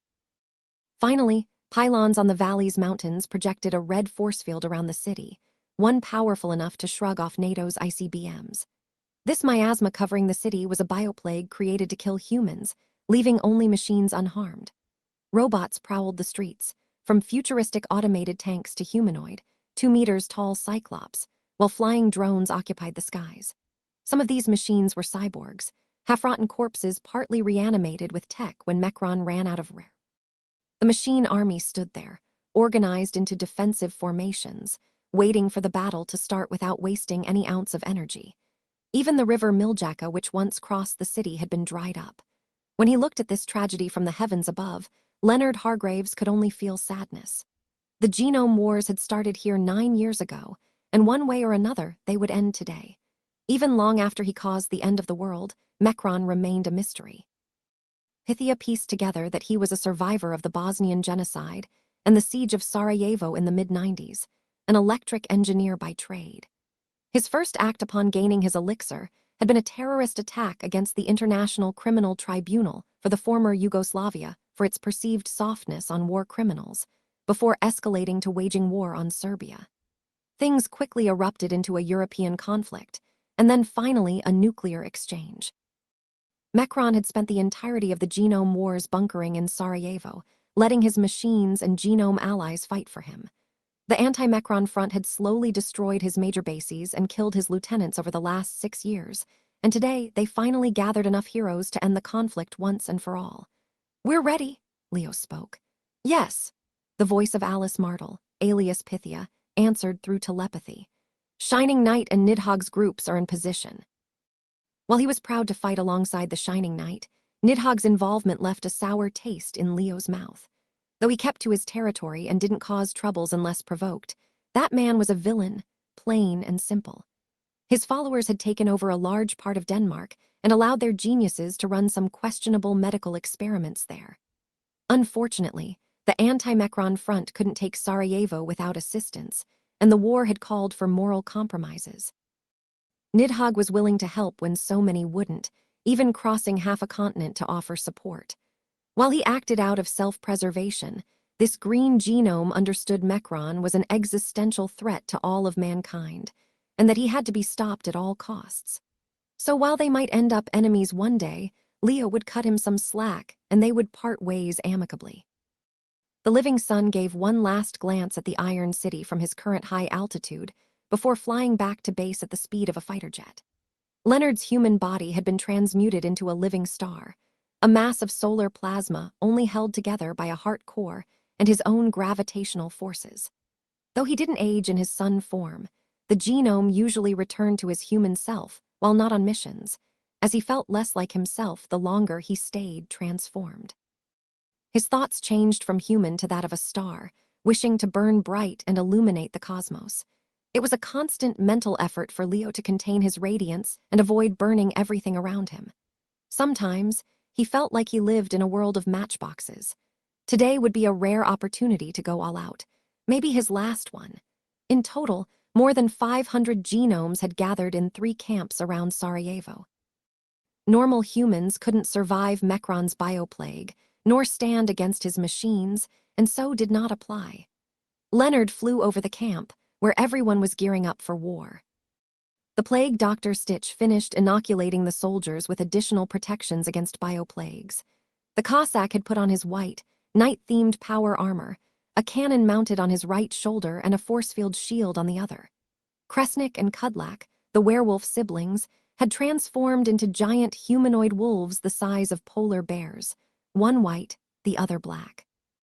A Violet summoned warbeasts from alien planets to serve as shock troops, while orange genomes transformed into beings of metal and stone. Alice was networking people near the camp center, with Sidekick standing nearby to boost her power. A beautiful blonde woman with blue eyes, Alice was a powerful seer with the ability to create telepathic links between people upon touching them. Those she networked worked intuitively together like a hive mind. Much like Mekron's robot army formed a superorganism spread through countless bodies. Besides increasing teamwork, Pythia's power could also be used for precognitive purposes. The more people she networked with, the more she could anticipate the future. In many ways, she had been the driving force behind this alliance. Today's battle would be the culmination of her chess match with Mekron, and the heroes would be her pieces. Sidekick, meanwhile, was an average-looking youth with brown hair and amber eyes. He belonged to Shining Knight's group, being a white enhancing the power of other genomes so long as they remained within 10 meters of his person. The trio would soon be rejoined by Calculator, a genius with the ability to calculate probabilities to the point of precognition. Pythia, Calculator, and many other blue genomes had debated the plan of attack. From nuking Sarajevo to a guerrilla battle, everything had been considered. Leo didn't know what made them decide on a conventional invasion, besides mentions of a dead-hand system, but he trusted their judgment. Some, like Pythia, were members of Leo's carnival. Others were hero warbends or vigilantes like the Cossack, who answered the call to war. Dynames hadn't sent anyone, though they did provide equipment. They were too busy dealing with Augustus in Italy. The mere thought of his nemesis infuriated Leonard, reminding him of that dreadful day he returned to the Costa farm, only to find all its inhabitants murdered. He had sworn to bring their killer to justice, and once Mekron was dealt with, he would do exactly that. The Living Sun, though he disliked that nickname, landed near Alice, toning down his body heat to prevent her from catching fire. "Leonard," she said with a warm smile. Unlike the genomes making up the army, she dressed casually. "Ready? Like the day I was born." Even before the apocalypse, Leonard had been a full-time firefighter in the London Fire Brigade, quite ironic considering his main power. He liked to think he still put out fires threatening the innocents, even if some could shoot lightning from their eyes. "How much time do we have?" "Enough for one last speech if you're up for it." She tried humor, but Leonard didn't hide his concern for his old ally. "You're sure you want to do this?" he asked her. "You have never networked so many people at once, even with help from Sidekick." "We can't outthink a combat AI without the use of powers," Pythia replied. "Mekron's armies are so effective because they fight as one. They have us outnumbered more than 1,000 to 1. Even if we have superpowers on our side, we need all advantages possible. I'm just saying the risks are great." She often suffered from dangerous headaches when she directed a large group, and never one this big. "Unlike me, you still have a husband and son at home. It's precisely for them that I'm willing to risk everything." Leonard couldn't argue with that. As if on cue, the various fighters gathered around them. Most were veterans of a dozen battles, others were new recruits. Leonard noticed a few of his other teammates among them. The teleporter Ace, a freckled young woman with long auburn hair, dressed like a rogue with high boots, a red coat and feathered hat, and Mr. Wave, a creature of pure energy wavelengths held together in a fancy purple suit. Every set of eyes was on Leo. "I'm not one for speeches," the red genome declared. Shining Knight and Nidhogg were probably speaking with their troops miles away. "So I will be short and to the point. This is it. This is the final battle. Mecron is exhausted. His facilities, those which we could locate, have been destroyed. His last genome lieutenant, Asmodeus, has been slain. He's low on troops, low on weapons, low on options. This is his last stand, and he knows it. The news should be a relief, for all of us have lost something to this madman. Family, friends, home. But as they say, a cornered rat will bite a cat, Ace mused, a few people chuckling among the audience. We know you say that all the time. But this time, the rat may very well kill the cat, Leo rolled with the metaphor. At Pythia's behest, a light-manipulating genome projected the image of two massive war machines behind Leonard. Enormous satellites equipped with solar sails and enormous laser cannons. These are the Kujata and the Bahamut, orbital satellites with the power to devastate entire countries, Leonard explained. Mecron's previous orbital weapons remained in low Earth orbit, where they could be destroyed. The new ones, though, will fly deep into space, and even I won't be able to reach them. In a few hours, maybe minutes, Mecron will attempt to launch them and wipe us all out. Whispers spread through the crowd, as the grim reality of the situation settled among them. I know some of you, myself included, were a bit apprehensive with the help we enlisted to wage this war. But this is not a battle between nations or between heroes and villains. This is a battle between life and death. And more than ever, this is a battle against time. Our goals are twofold: to destroy these satellites before they can be activated, and to defeat Mecron once and for all. Over the past few months, we have methodically cut off his escape routes. Today, we fight to the death. Good, Cossack said, his tone dangerous. Mecron's death. Yes, Leonard agreed. Mecron surrendered his humanity long ago. He desires to destroy all that makes us human, to replace our hearts with metal and our souls with technology.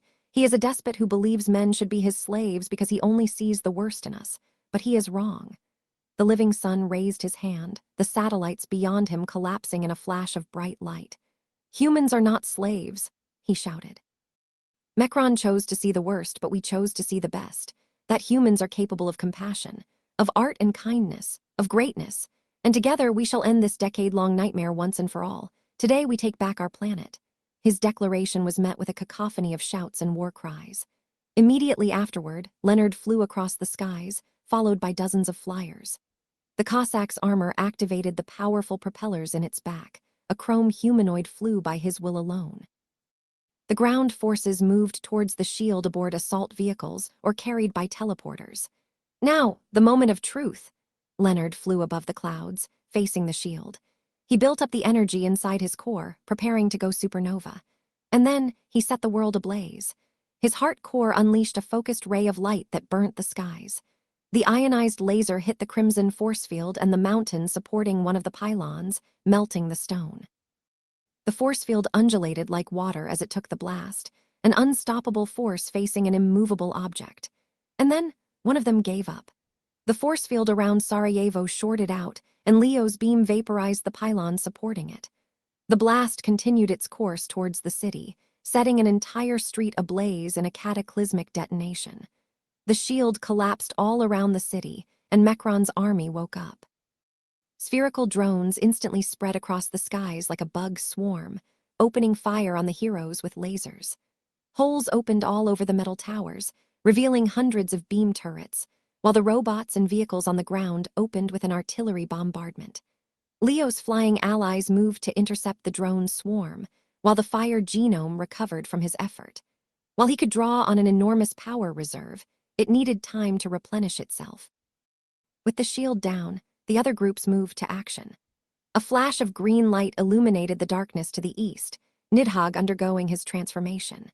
The green genome metamorphosed into a colossal, kilometers-long serpent with human skulls for scales. The monster slithered towards the city, his venom melting stone while his own forces followed. Purple blinking lights popped up all over Sarajevo as Ace teleported small groups across the city. Explosions shook Sarajevo to the west, the shining night having entered the city.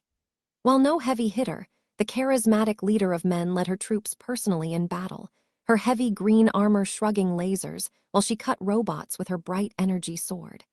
Her contingent was by far the largest, providing almost half of the genomes participating.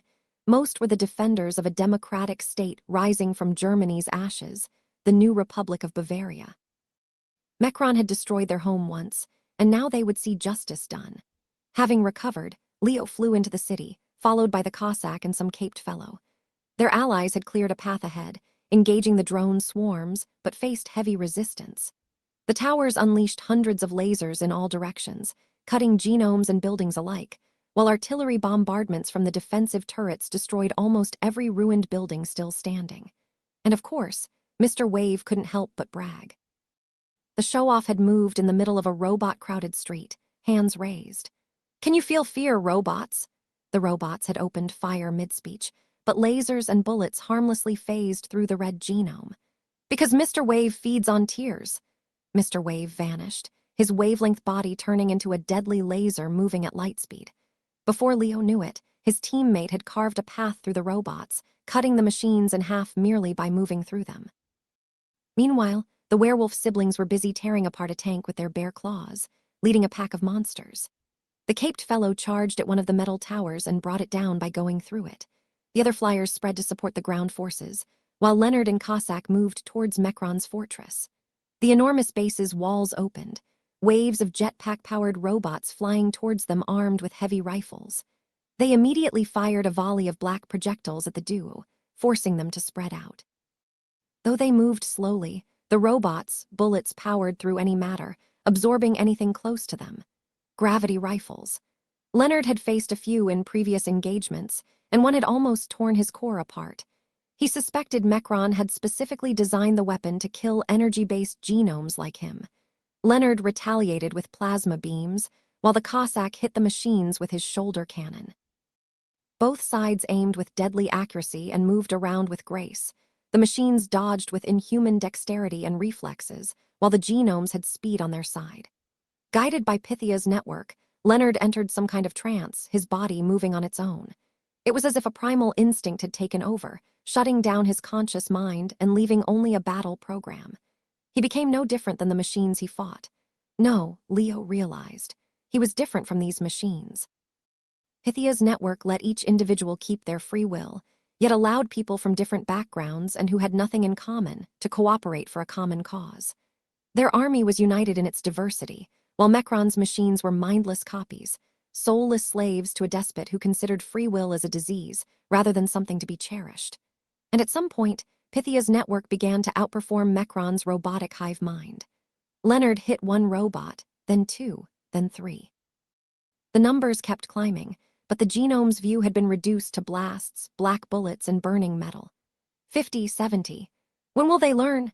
the Cossack asked, bombarding drones with his shoulder cannon. Leo assisted him with plasma blasts, the two wingmates coordinating their assault with perfect synchronization. Pythia's network even allowed them to hear each other over the explosions, as astonishing as it sounded. And yet, in spite of their impressive resistance, more robots kept coming. There was something terrifying in fighting these machines. Humans and animals could feel fear, fleeing lost battles, often hesitating before attacking or attempted to communicate. But not Mechron's robots. They felt no remorse, didn't make a sound, and never retreated. Leo fought an unrelenting tide of steel that just wanted him dead. Still, the battle seemed to be going well for them. The Shining Knight's troops held the line on the western side, while Nidhogg had reached the city, toppling buildings and crushing a laser tower under his sheer weight. The corpses of Mechron's undead cyborgs were absorbed by the giant reptile on contact, regenerating his biomass lost to the enemy's energy weaponry. Once transformed, Nidhogg was almost unstoppable, a juggernaut fueled by death. His troops followed in his wake, genomes modified with cybernetic or biological implants. Like remeras supporting a larger shark, they mostly stuck to defending their leader from smaller drones threatening to swarm him. The plan was to have the reptilian Titan destroy the defensive towers and then breach Mechron's fortress with his acid spit, though the rogue genius might have a trick up his sleeve. As it turned out, he had too. The red genome noticed movement near Mechron's fortress, holes opening inside the two circles making up the base's infinity shape. Two enormous rockets the size of skyscrapers emerged from the ground, flying towards the heavens at incredible speed.